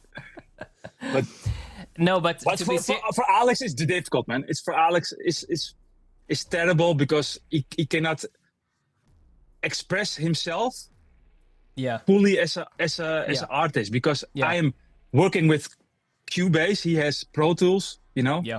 I know my plugins. I have my routings, everything. It's special when you can do that together, you know. But it's difficult for Alex, I think. I think like what makes it work is that we both know the hardware. So that is how we can like meet in the middle. But it is like when I'm in the studio with you, it is kind of frustrating to be like in the backseat, and I don't know like exactly your routing, and I don't know Cubase. So and I think it would be frustrating the other way around as well. If you were in my studio and we were using Pro Tools, you would be like in the backseat. That would also be 100%. Sort of frustrating. But especially like when we did the Creeper, it's just the 909 and the Alpha Juno and nothing else, and reverb. Like we know exactly, like we have the same references. We know DNA. Yeah, and like if like the Alpha Juno is such a special synth. Like it's like no other synth.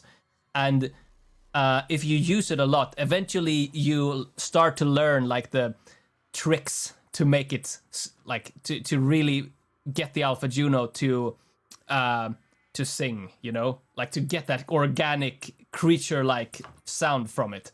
And I think we both really know how to do that. So there we can really meet and work together. But but the feeling, also, man, we have the same feeling. Yeah, but also like you have 20 years ahead, or at least 10 years ahead of me of production. So I learn a lot from working with you too. You help me out a lot. Yeah, that's cool to hear, man.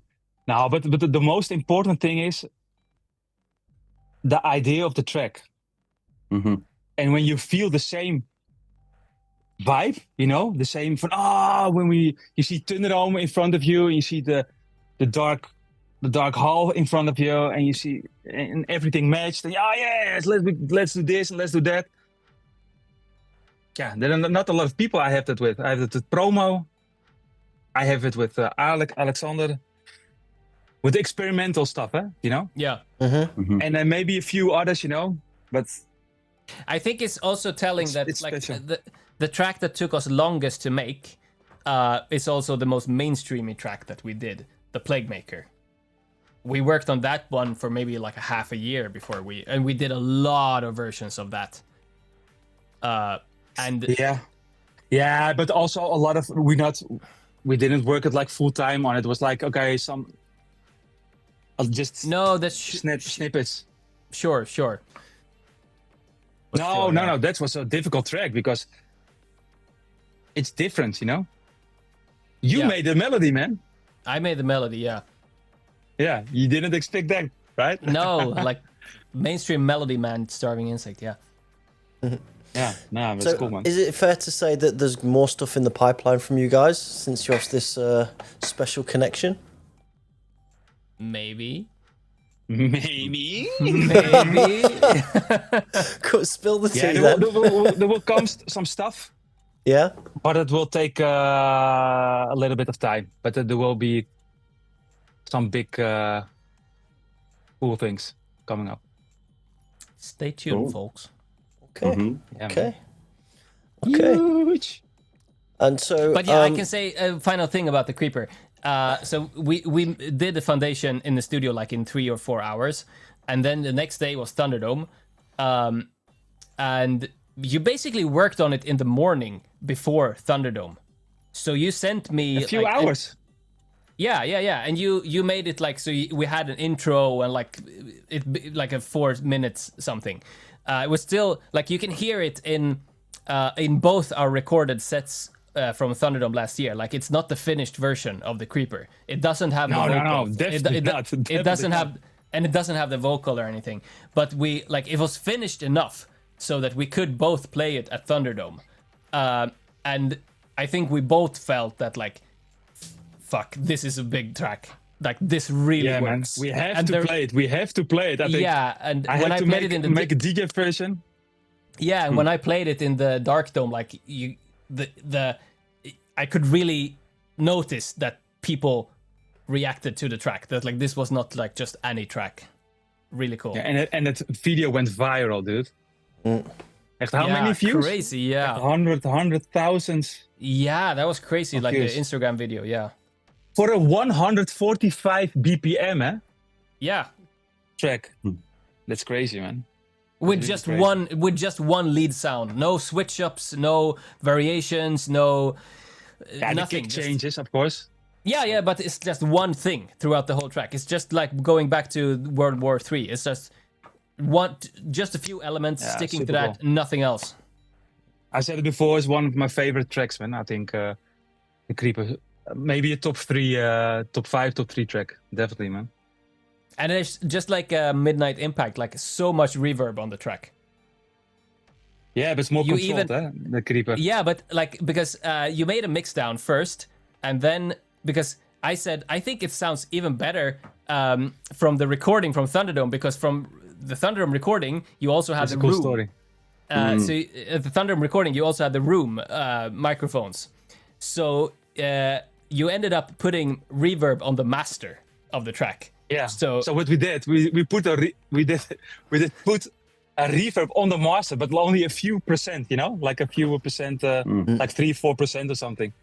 And that's the sound, man. Also, a lot of stuff, but the video sounded better than the original track. So we put reverb on the master. Yeah, it's serious, man. And That's it sounded cool, Miro man. was saying. We had Miro on the show before, and he said that was what Mark used to do to his tracks. He used to give them to Mark to get them finished or master or whatever smack final reverb mix down. He across just the whack master. some reverb on it and like, there you go, good to go, buddy.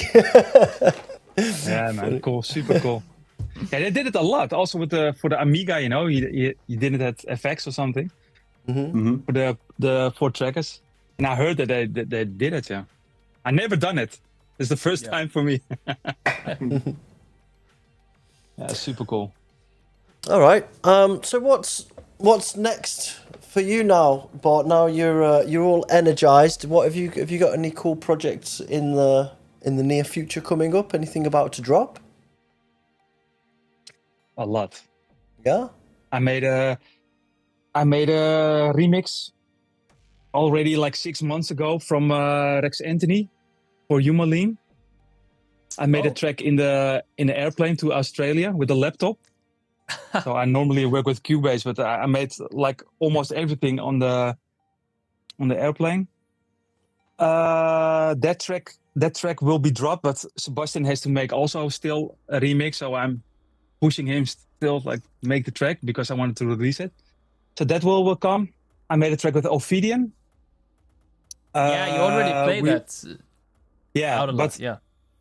it's the track is cool, but it is really like that kind of 2002 arrangement, and I think we have to make a few little adjustments to to make it more interesting, because when I play it, people don't want to hear like 4 times what we had back in the day. You know, it has to be a little bit adjustments, maybe a little bit of break. Then that track is finished. Oldskool Fire will be released next Thursday. And then a week after is the Thunderdome vinyl. A week after that, with the 5 tracks. With this is Jesus, I got a brain fart. But all the latest tracks of the and the Plague Maker. Yeah, the Playmaker also, and yeah, man. And what I have more? The Creeper vinyl is the Creeper vinyl is finally coming. It was delayed. Yeah, finally coming. Yeah, it's terrible, so long. But yeah, with Alexander we made some stuff, so that will come also later. I'm busy with. I got so many people, man, with the collabs. Maybe also I'm also going to do with Endymion, with the NEOPHYTE probably also. I'm gonna make a track for a techno label in Argentina. Yeah, man, a lot of stuff's coming. So wicked. I'm gonna play a track that you just mentioned, that Oldskool Fire, because this is your most current thing that's about to drop, and you say this comes out next Thursday. Yeah. Okay. Yeah, and I really like the 909 kick of this, the beginning part. I love that. The kick. Well, let's go. The really simple kick, simple track. I made it with. I made a preview on Instagram, and the response was so big. I thought, "Fuck it, man! I'm gonna make a track of it." And yeah, really simple track, Oldskool Fire. But I really enjoy it to play it. So yeah, play it, man. All right.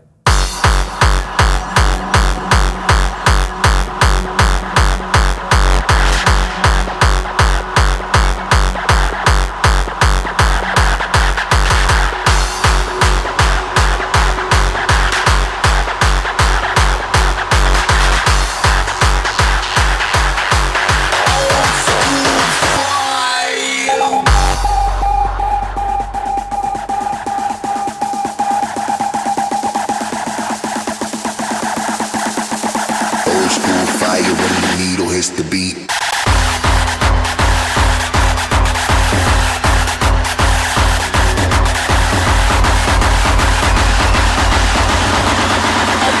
Oldskool Fire.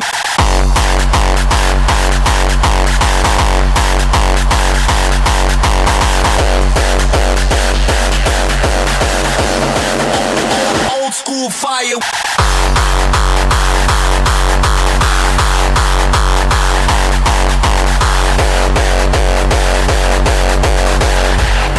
Time, let the rhythm speak.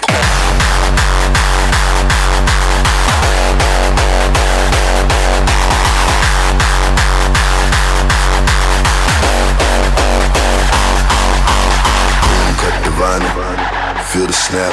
Beat so raw, make the whole floor clap. Beat so raw, Oldskool Fire.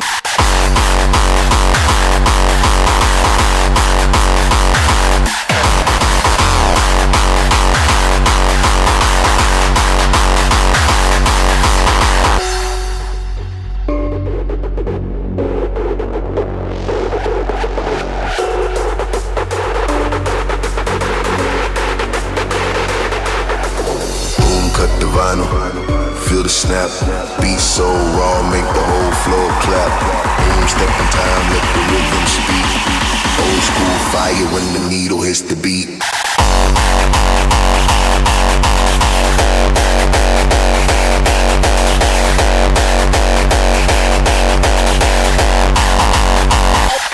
Oldskool.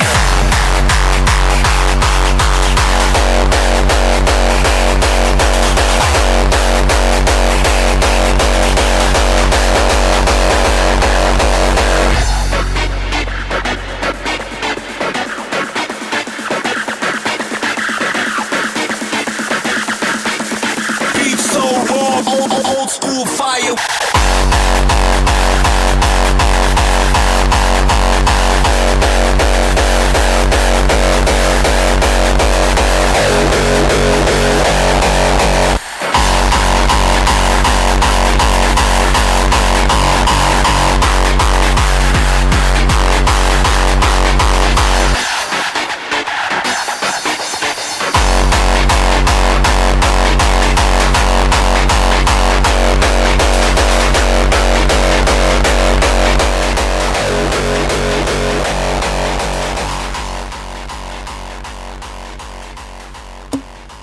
Oh, Awesome, man. I'm back. You're back. Why? That's What? all right. That was almost. I think that was the whole track. I think. Yeah. Nearly? Yep, 3 minutes. I had to run to the toilet. Ah, okay. It's cool. You can find it at gabbertorrents.ru in 5 minutes. Yeah, exactly. Oh shit! I forgot that it was coming out next week. Sorry. Yeah. We were Sorry. shouting at you. Oh, I couldn't hear you. My No, bad. but I'm playing this already a few months, and it's fun to play it. This track. Preview. There you go. Bit late. Okay, so such a massive track as well. I think I was discussing this with someone else. Like your production, Bart. Like you have such a natural talent for making driving tracks. Because the typical hardcore groove, the typical hardcore drive isn't very driving. It's very like 1 1 1 1 1 1, which is great for gabbers but when you play tracks like, for example, World War III, that's not a very driving track. And if you play that to a non-gabber crowd, they don't know how to dance to it. But most of your tracks work great for non-gabber crowds because they are so groovy and driving and have so much energy and polyrhythms and stuff and that's pretty unique for the hardcore scene. I don't know, man. Yeah. Like, it's a style, I think, man. It's probably, I don't know, man. I don't think about it. No, I think that's just how it ends up when you're making tracks. Yeah, I don't think so, man. And the funny thing is, what we're gonna play also, the Pump It Up track. That was really fun to make because super funky.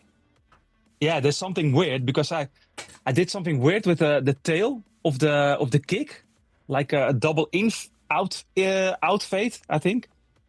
And when I played it, it became a really weird jumping kind of vibe. And because of that tail, I made the whole track about it, of that vibe, you know. And I didn't know what to do with it because I didn't think it was really a Thunderdome release because it's more like, yeah, is it industrial? I don't know what it is. Kind of sits like on the fence a little bit. Of an EP. Yeah. So it doesn't sound like anything. No, it's very unique. Yeah. Cool. Yeah. When I made the track with Sebastian, I said, I have another track. I don't know what to do with it, and it's perfect for the third movement. Yeah. So, but the funny is, I didn't get almost any feedback about the track, but the last few weeks, I get more and more feedback about the track, man. It's really weird. Yeah, like we played it on the show. Studio, I give. The people loved it here. Yeah, we played it and everybody loved it. Definitely. It was the standout for our kind of taste and niche. That was the standout track from that release, honestly, and that's why I played it on the show and everybody loved it. Yeah, fun, weird. It's for me difficult to play because I play more not commercial, but more mainstream kind of parties. So it's really difficult to fit that trick in, you know, to fit it in my set. I have to do it more, I think. The track. It's definitely got such a unique vibe and stuff, and it's stuck out a mile. It was like, this is a really interesting it's so funny. track. It's so cool to hear, man. It's proper third movement B-side. I mean, we talked about it before when Len used to always have the cool tracks on the B-side that were a little bit out there and different and a little bit more, you know, grimy. And it's a perfect homage to that that kind of B-side Yeah, third man. movement Yeah, thing. exactly, Yeah, man. yeah. Let's put it on. Yeah, cool.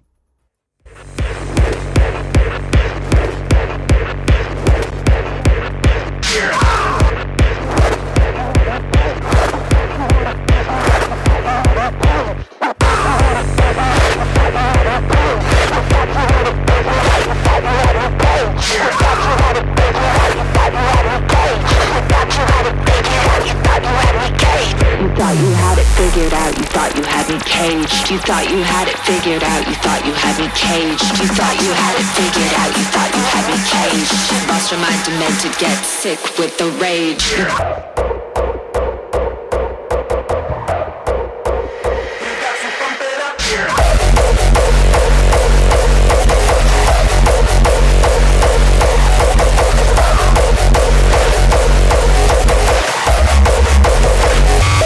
Thought you had it.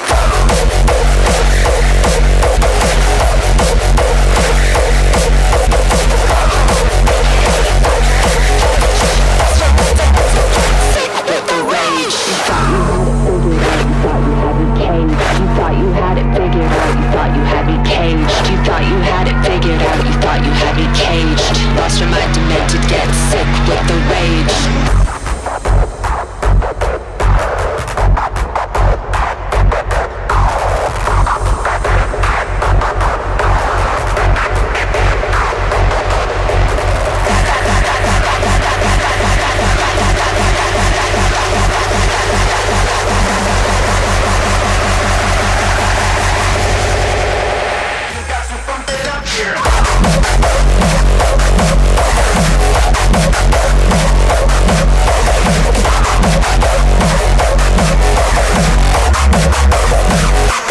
Thought you had it.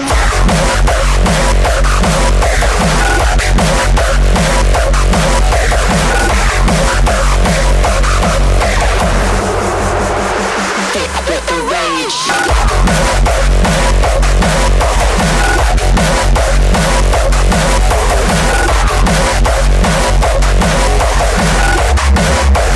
Thought you had me caged.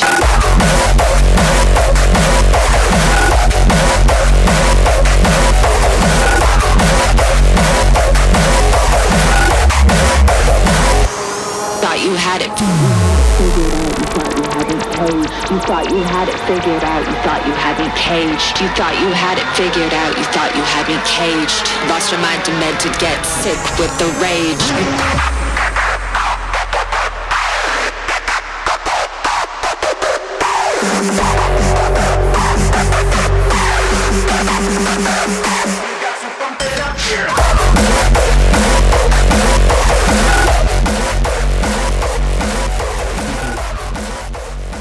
Hella fun. Weird, huh? Very cool, very cool. It's almost got like kind of a crossbreed groove, hasn't it, with the snare and stuff. The snare on the two and this the four. Alexander's idea was to make it make the what's the snare called, the live snare. Yeah, I said I don't think you used it, but I gave you the idea of this Yeah, I used super it. compressed. That's the one I sent you. The last snare. Oh, right. Yeah. No, It's like I think I made it myself at the end. I think I made it myself with the contact library. Yeah, but like this super compressed crossbreedy snare. Yeah. Mm-hmm. Because in an earlier version, it was more like a regular 909 snare or something, but it. Yeah, the beginning, the same as the beginning. Oh, right. Yeah. You came with the idea, then I thought, I can make the last part of the snare a little bit louder, and then the acoustic snare on top of it. Yeah. To make a small build up. Clonk. Yeah. Very cool. Really cool. Yeah, man. Well, it's great to have you back, but you feel like you're really energized, and to see so many cool projects on the way through, and a lot of collaborations as well, which is really nice for the audience to have you're working with lots of different people. You mentioned ARTHEIST before. People are super excited about that directly. It's nice to see you energized. Do you find that you choose to collaborate with people because it's good for your workflow and creative output nowadays? Is it like a conscious choice? I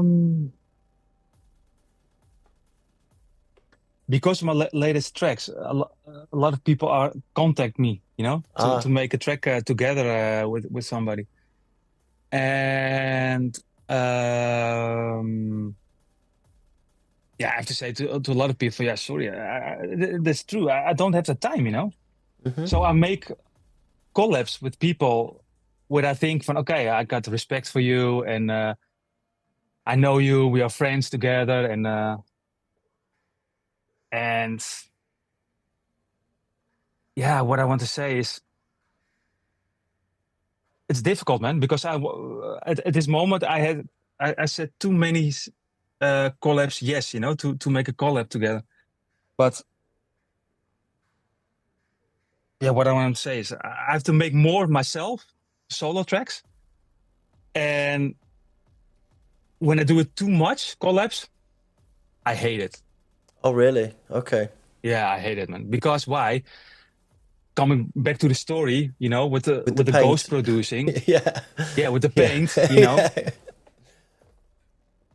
When I have that too much, I get fucking not a migraine, but I don't like it, you know. I have to have free output in the studio, and when I have too much fun, I'm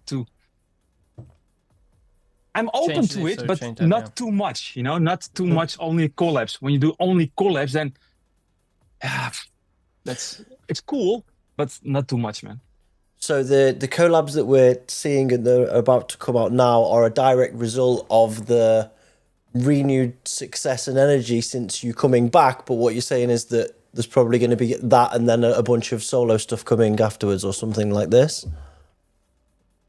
Yeah, I want to do that, man. Yeah, I want to make a lot of solos because now I'm only busy with, and Alexander knows also, like, things we have to do, you know, and we have to do this and I have to do that, and I work also with Lindsay, a lot of big projects and everything, and then I have small time to do something, and then it's a collab and you do something, and then they say, no, I want to do this and that, and I want to finish shit, you know. And when you're working with project with other people, yeah, there's two opinions, you know, and it's perfect, and you learn from it, and it's sometimes it's getting better. But at this moment, I'm so creative. I want to make a lot of music, you know. You understand what I'm saying a little bit? Yeah. You know? Yeah, totally. So if I want, I can do like months and months only collabs. So I have to, for myself, to figure it out what I'm going to do. But it's going natural because some deadlines coming up and some interesting opportunities will come up, and so always also I'm gonna make a track for a techno label in Argentina. It's also really cool. So yeah, but too many. It's like I don't like to disappoint people, you know. Yeah. So when some people coming to me, I'm honored with some people to do some stuff, you know. Yeah. Like NEOPHYTE, I'm really honored to do a track and etc. But I have to choose also for myself, you know. You know what I mean? Yeah. I really love it. I love to do the collabs, but I have to make. Yeah, I love to do it. I love more than make myself on my own tracks. Yeah, I at this moment because I did a lot of collabs, you know. Yeah, I don't know if you agree, but like for me, I have all these tracks in my head that are finished in my head, and I want to make them. So, and if I had a lot of like focused time just making solo tracks, I would have time to make those tracks in my head. But whenever a collab comes up, it means I have to pause that and do something else. So I don't get the consistency of doing something like doing 3 or 4 tracks that belong together, because collabs are always like random things spread out on various labels. Exactly what you're saying. That's exactly. And you have something in your head, you want to go, how do you say it? You want to work a kind of direction in, you know? You have a kind of plan. And it stops always when you do collabs. Always, you know? Exactly, yeah. But yeah, what I want to say? whatever. Well, I but guess... I have to say one thing. I have to say one thing also. But I learned so much because of collabs also. So I'm really positive about it also because I learned a lot from Kelly from Evil Activities. I learned in a period I needed some new inspiration, you know, about vision, about producing music. And I learned a lot from Evil Activities. And I learned a lot of other guys, you know, like also with Erwin, Nosferatu, I worked a few times. And also with some hardstyle guys. So I'm really looking forward also with collabs. But now, what Alexander also said, when you have in a creative state and you wanted to bring out and make a lot of music, then it's sometimes too much, you know, the collab part. So, yeah. All right. Well, I think we've come to a natural end to the interview section. I'm really thankful for you coming on, Bart, and talking very openly about your journey and giving some insights into not only what people see from CATSCAN and CATSCAN Productions, but also insights to the scene, how it works behind the scenes and other things that you do. I think it's really important and insightful for people to see into that world a little bit instead of making preconceptions or whatever about how things work. So thank you. It's always magical. It's always magical because when I started, there was also for me magic, but it was a special thing, you know, hardcore and everything, ID&T, Thunderdome, and when you know some stuff, some fall from the pedestal and everything, but I know people really like to hear the stuff from the inside, so that's fun to talk about it. Yeah, that's cool. And also, not only that, thank you for the music that you've produced over the year that we've all danced on, that's inspired us. Thank you, man. The last problem, man. 30 years. Thank you. Almost, yeah. A real legacy. Yeah, no problem, man. You should be proud. Congrats. It was cool to be on, man. Yeah. So we're gonna do the What's Hot section, which I'm gonna do quick fire, like radio DJ style, to get some different cool new music that's out, some airtime. Chat, if you've got questions for any of us, now's your time to start collating them. My lovely moderator team will collect them and send them to me so that we can be efficient, and then we'll do some quick fire Q&A at the end. I guess that's it. I'm going to move into the What's Hot section. Find the button. What's hot? All right, first up on the What's Hot, we've got a couple of plays actually from people that were in the New Blood and they're now signed to big labels and they've made it into the What's Hot section. So we're going to start up with... That's so cool. Yeah, we're going to start up with ARTHEIST or ARTHEIST or however we pronounce this because we can never decide. First Fracture. ARTHEIST? Yeah. Who is it? ARTHEIST. I'm about to play the track now. Yeah. This is out on Survival or... Survival. And it's out on his album that's just come out on CD. Let's go. Play.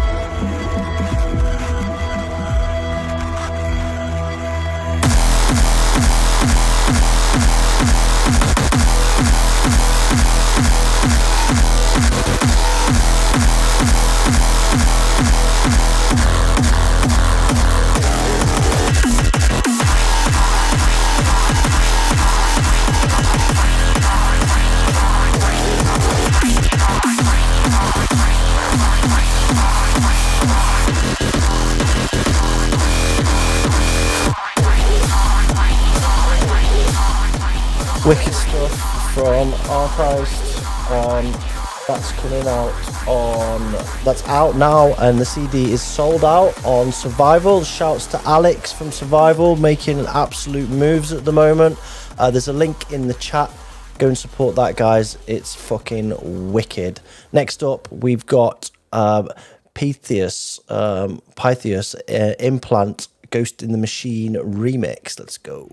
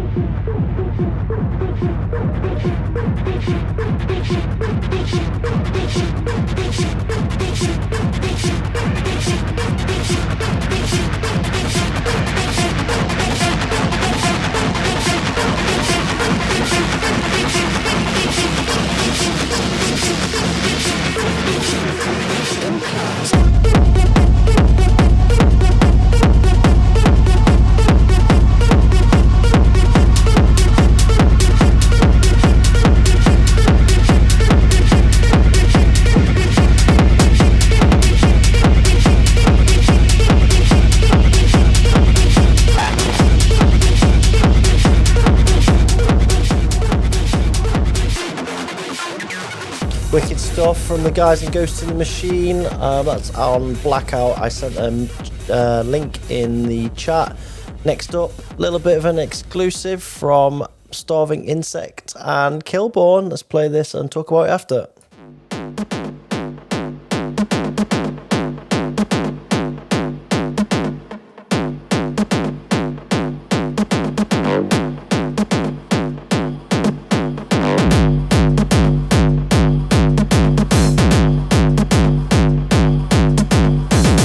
Preview.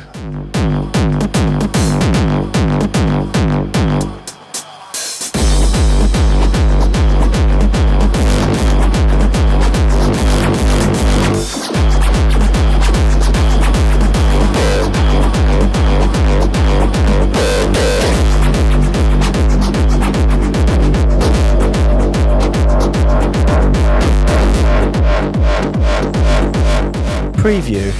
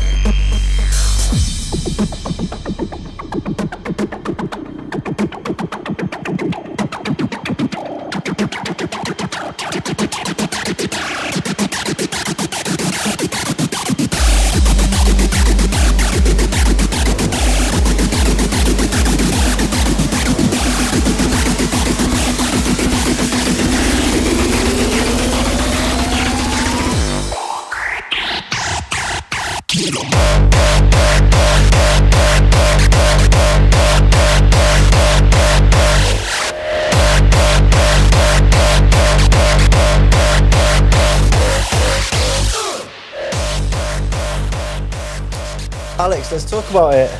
Good track, man. It's good, right? Yeah, man.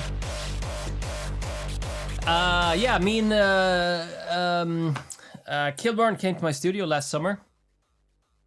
She had a gig in Sweden, so we went to the Swedish festival together, and we stayed a few days in my studio. And we made this. And it was a really like fun and creative process. Like you can hear it in the track that we had fun making this. It's also like very organic. Yeah. But I've been playing it for a year at parties. The manufacturer said like he's heard it at Dominator and Prospect XL, and so it's. I played it also at Dominator, I think. Yeah, it's been making the rounds for a year, so it's finally coming out. So it's coming on Madback in September. So it's a really early preview, but I had to give you something. But well, I did do that. At least I did the preview thing this time, right? Very good, very good. Somebody said in the chat, wicked track, but the preview sample could do with some work. Some of the fuckers. Really cool stuff. And shout to Francis Madback as well. Props. I'm glad that it's good shit, man. Nice one. I'm going to move on. Man. Cool. I'm going to move on. New Armageddon project, anybody? Yup, let's go.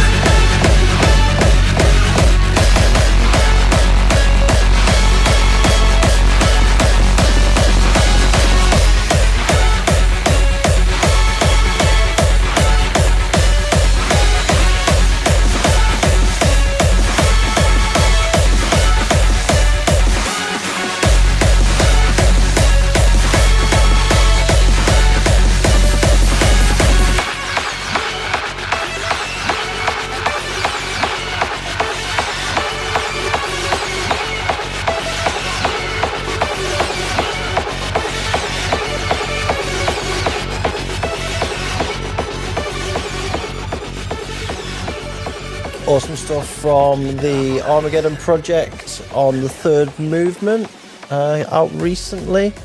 I've put a link in the chat. Go and support that. Next up, we have got Mad and Dark Controller and the Outside Agency with The Gift.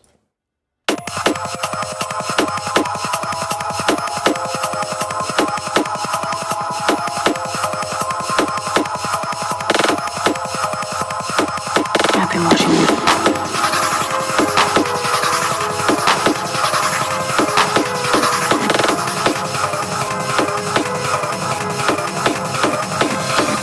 I've been watching you.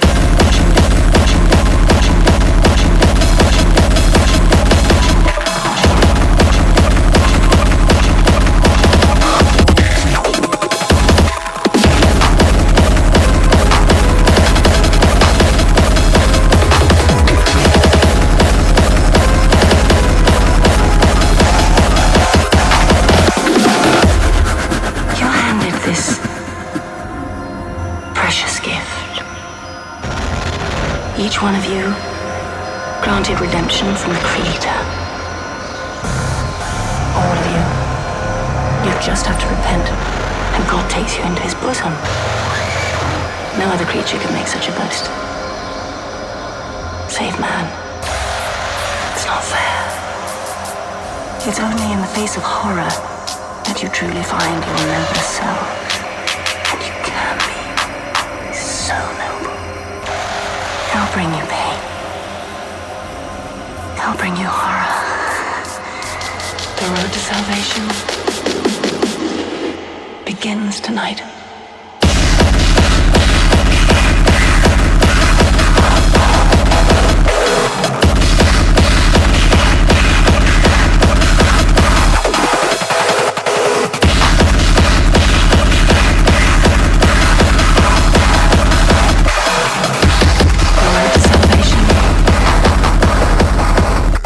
Tonight.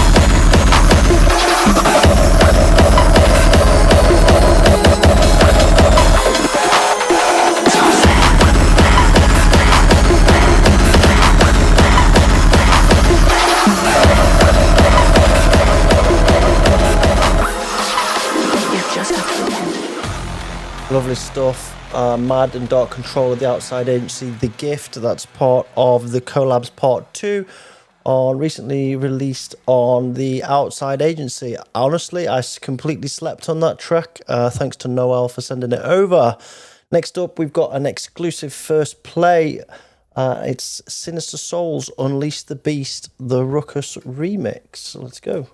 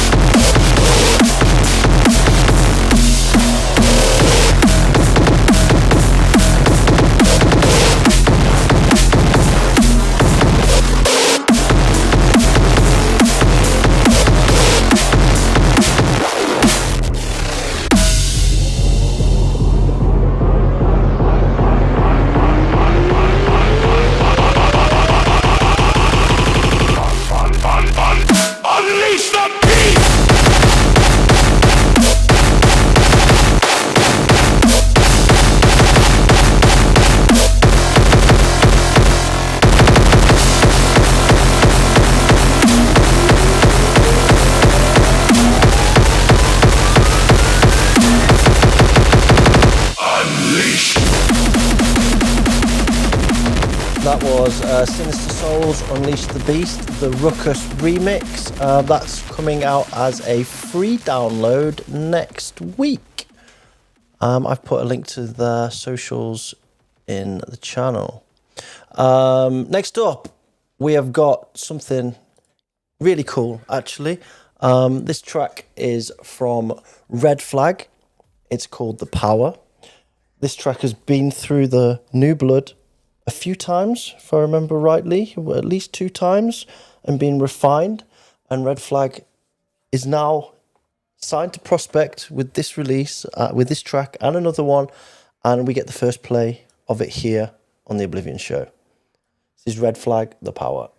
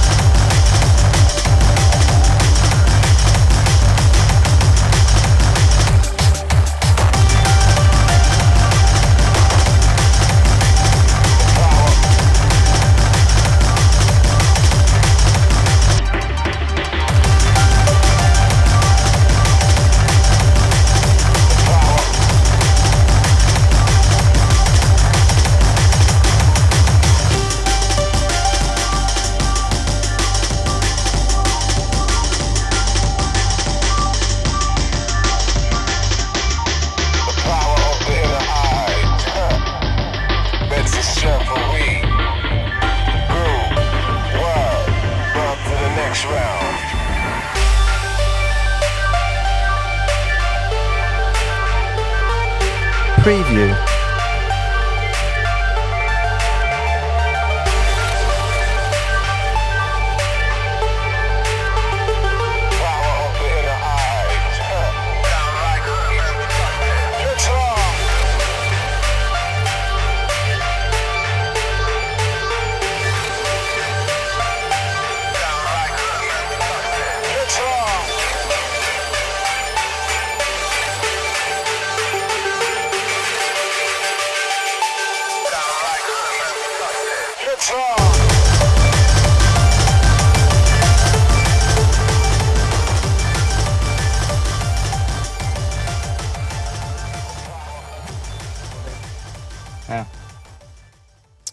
I just want to say some words on this. First of all, I want to read out the email that he sent me regarding this.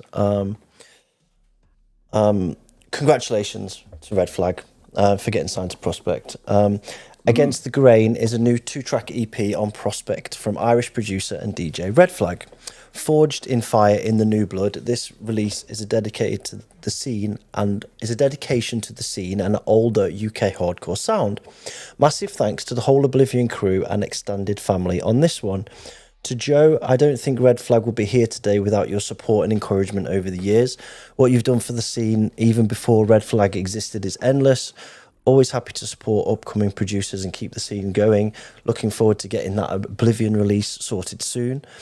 Greg, I appreciate the pointers, as always, for every new blood submission and general inspiration. Track Spacer and Metric AB will always be in the toolbox from your words of wisdom. Gemma G-Force, who gave Red Flag their first DJ spot on Toxic Sickness almost 4 years ago. Having this residency spot has pushed me to improve my DJing every month and given me chances to improve and DJ in the UK. Nice. Cool. So cool. Nice, man. Yeah. Congrats. And It's really awesome, isn't it? The kind of the new blood train and some of the people that have come through that now getting kind of like releases on good labels and stuff like that.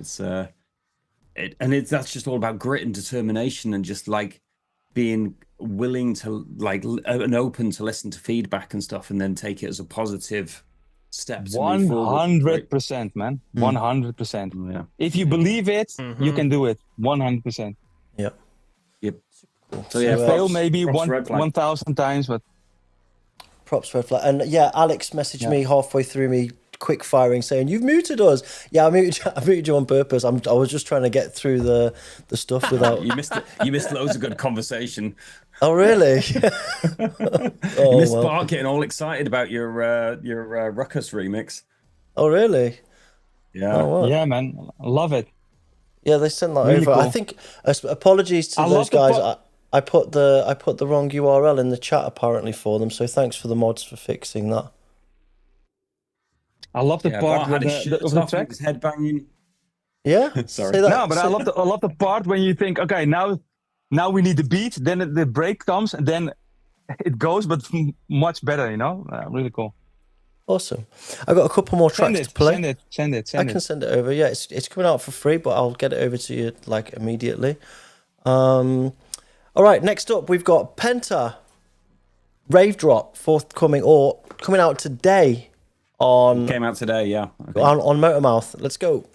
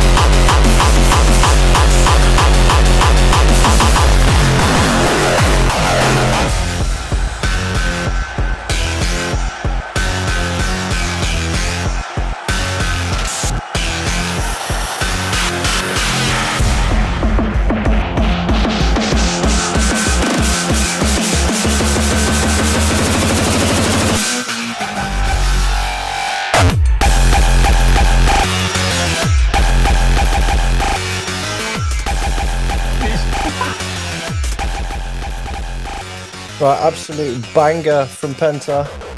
Best thing he's put out for a while, in my opinion, on Motormouth. Loads more stuff coming from him. Wicked, nice one. Next up, we've got HELLFISH, Destined for Destruction, the blue screen recrash.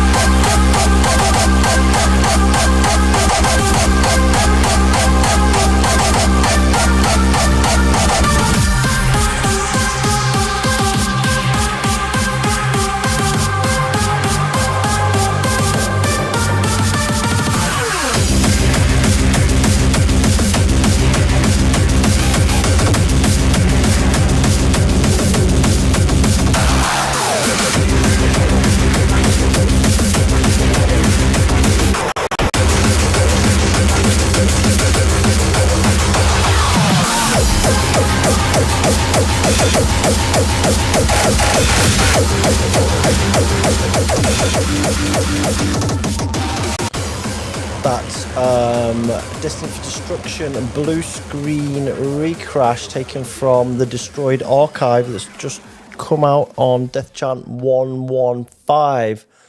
The classics being reimagined there by HELLFISH. Next up, good friend of the show, STORMTROOPER, just did a release on a track on Shockwave. This is Psychopets. What is wrong with you? What is wrong with you? What is wrong with you? You guys are psychopaths.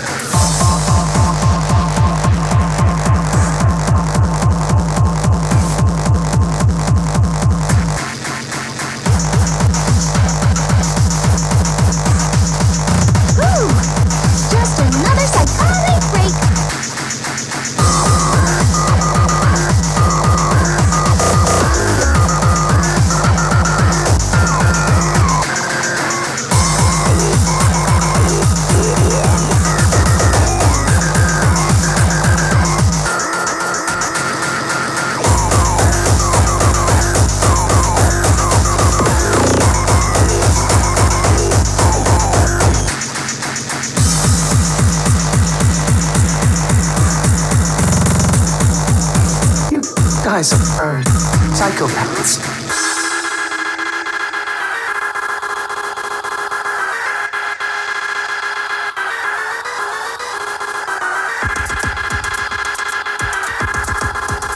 These psychotic breaks are really starting to get to me.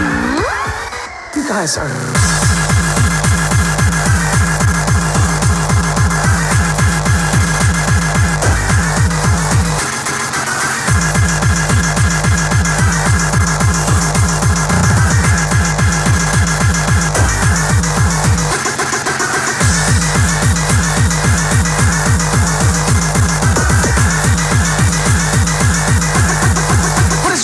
You. You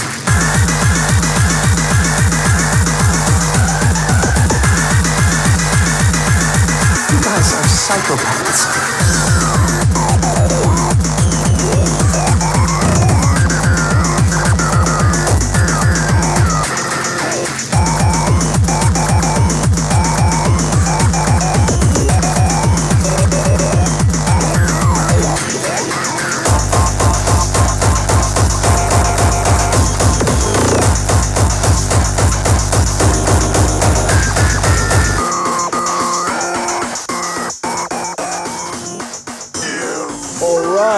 That is the end of the What's Hot section. That was Stormtrooper on Shockwave Recordings with the Speed Freak and Crisis. I don't have a link for that. I couldn't find it. Peter, if you're in the chat, could you send it along, please? That would be great. That was What's Hot, and it was a good one, I think. I think it's been a good show overall. I've had a good time, and I'm clearly tired because I keep on making loads of fucking mistakes. So yeah, man, I'm getting tired also. Yeah, me too. Let's get these I'm questions. not tired at all. Oh God, you can carry on streaming on your own afterwards if you want. What's happened? Oh, here we go. Everything froze then. Did you see that? That was It was a nice moment that you froze when you fucking had in the camera, man. Can I do it again? Fucking hell. Oh, your girlfriend's a lucky woman. Right, so I'm joking. Let's do the questions. Let's change to this view. Boom. Okay, so question from John Pert. How did you come to have the name CATSCAN? And that's for Bart. Yeah, I needed the name. I checked in the library. There was something about scanning your head and everything. And I thought, oh, that's funny for music, you know? Yeah. That's it. Okay, beautiful. It's not CATSCAN something. It's not the start of the sentence. From the cat. That's also a story. I used to put the cat is shitting in the CATSCAN. And I thought, fuck it, man. Let's make it CATSCAN. Oh, wow.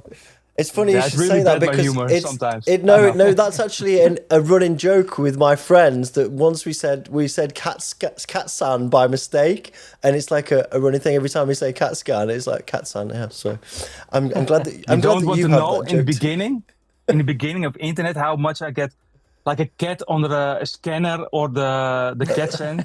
Like the few years of internet, like what the fuck, dude? Okay, yeah, okay, funny.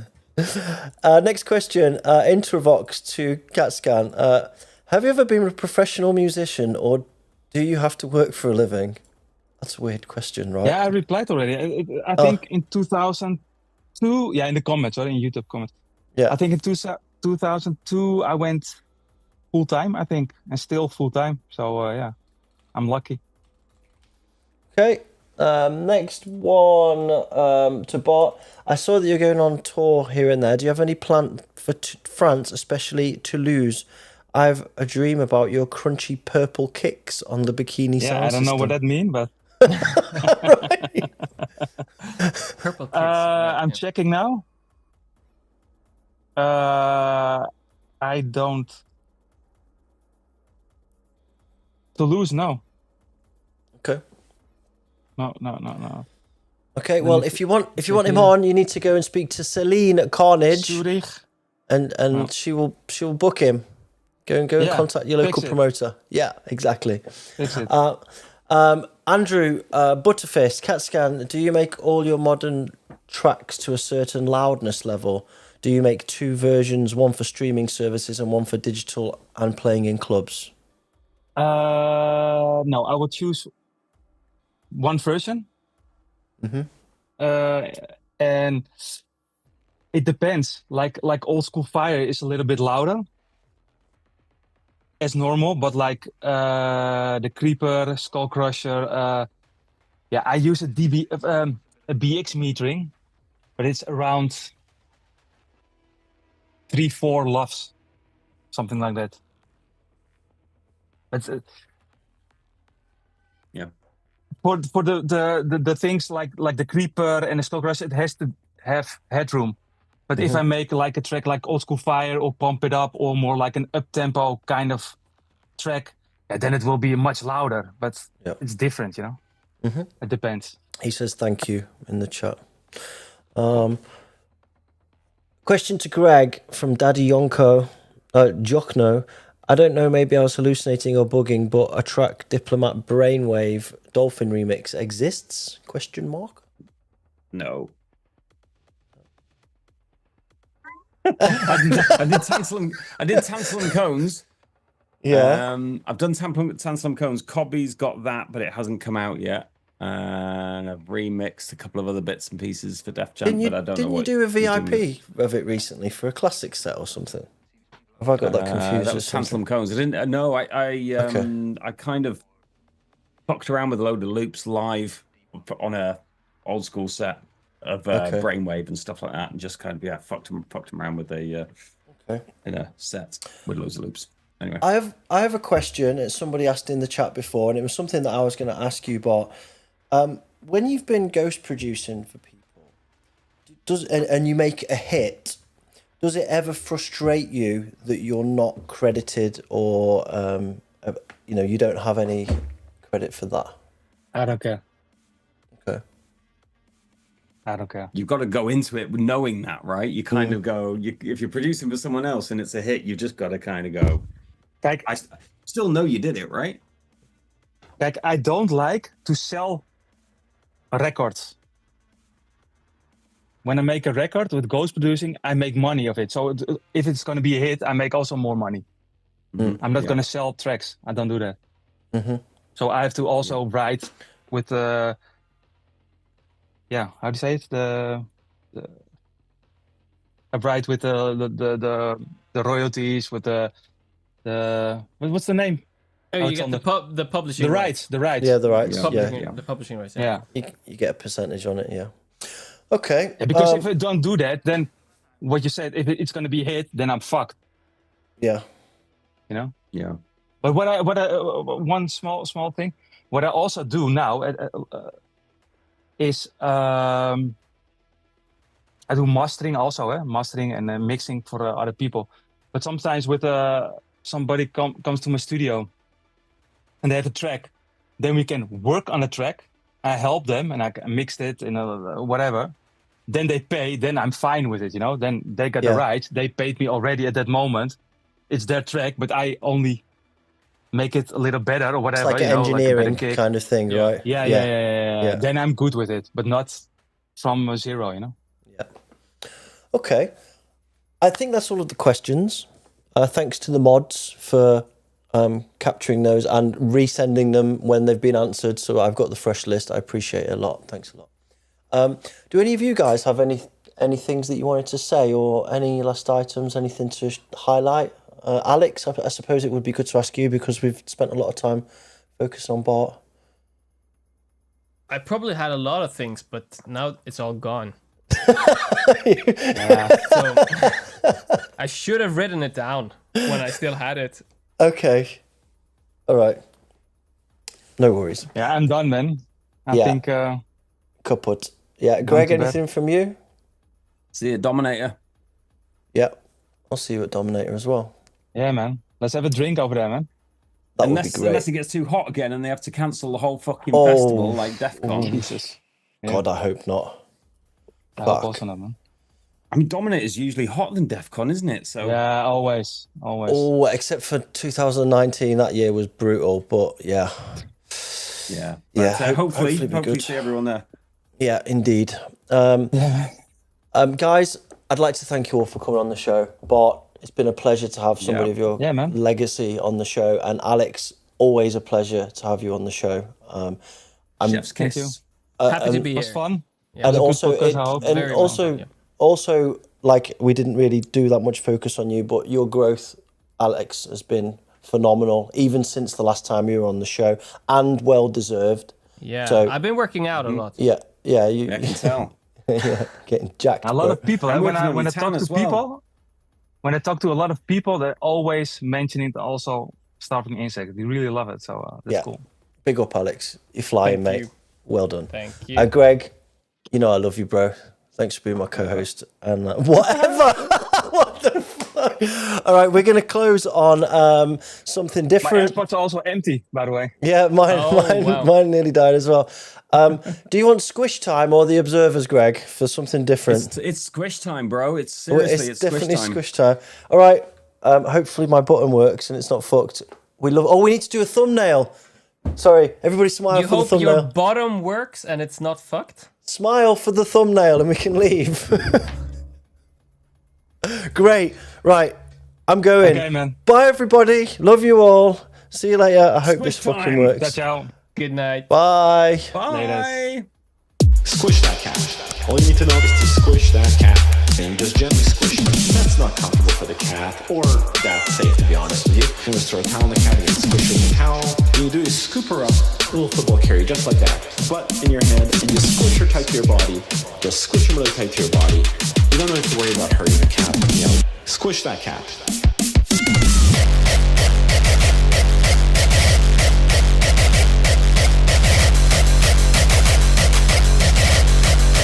Squish that cat. Just squishing against your body. And there we go. We just made friends with this wonderful little cat. Look at that. Squishing with your best friend and your other cat. Push that cat. Push that cat. Push that cat. Push that cat. Push that cat. Push that cat. Push that cat. Push that cat. Push that cat. Let's throw a towel on the cat and squish it with a towel. Push that cat. Push that cat. Push that cat. Push that cat. Push that cat. Push that cat. Push that cat. Push that butt in your hand and you squish her tight to your body. Squish that cat. All you need to know is to squish that cat. And you just gently squish it. That's not comfortable for the cat, or that safe, to be honest with you. You just throw a towel on the cat and squish her with a towel. What you do is scoop her up, a little football carry, just like that. Butt in your hand, and you squish her tight to your body. Just squish her really tight to your body. You don't have to worry about hurting the cat. Squish that cat.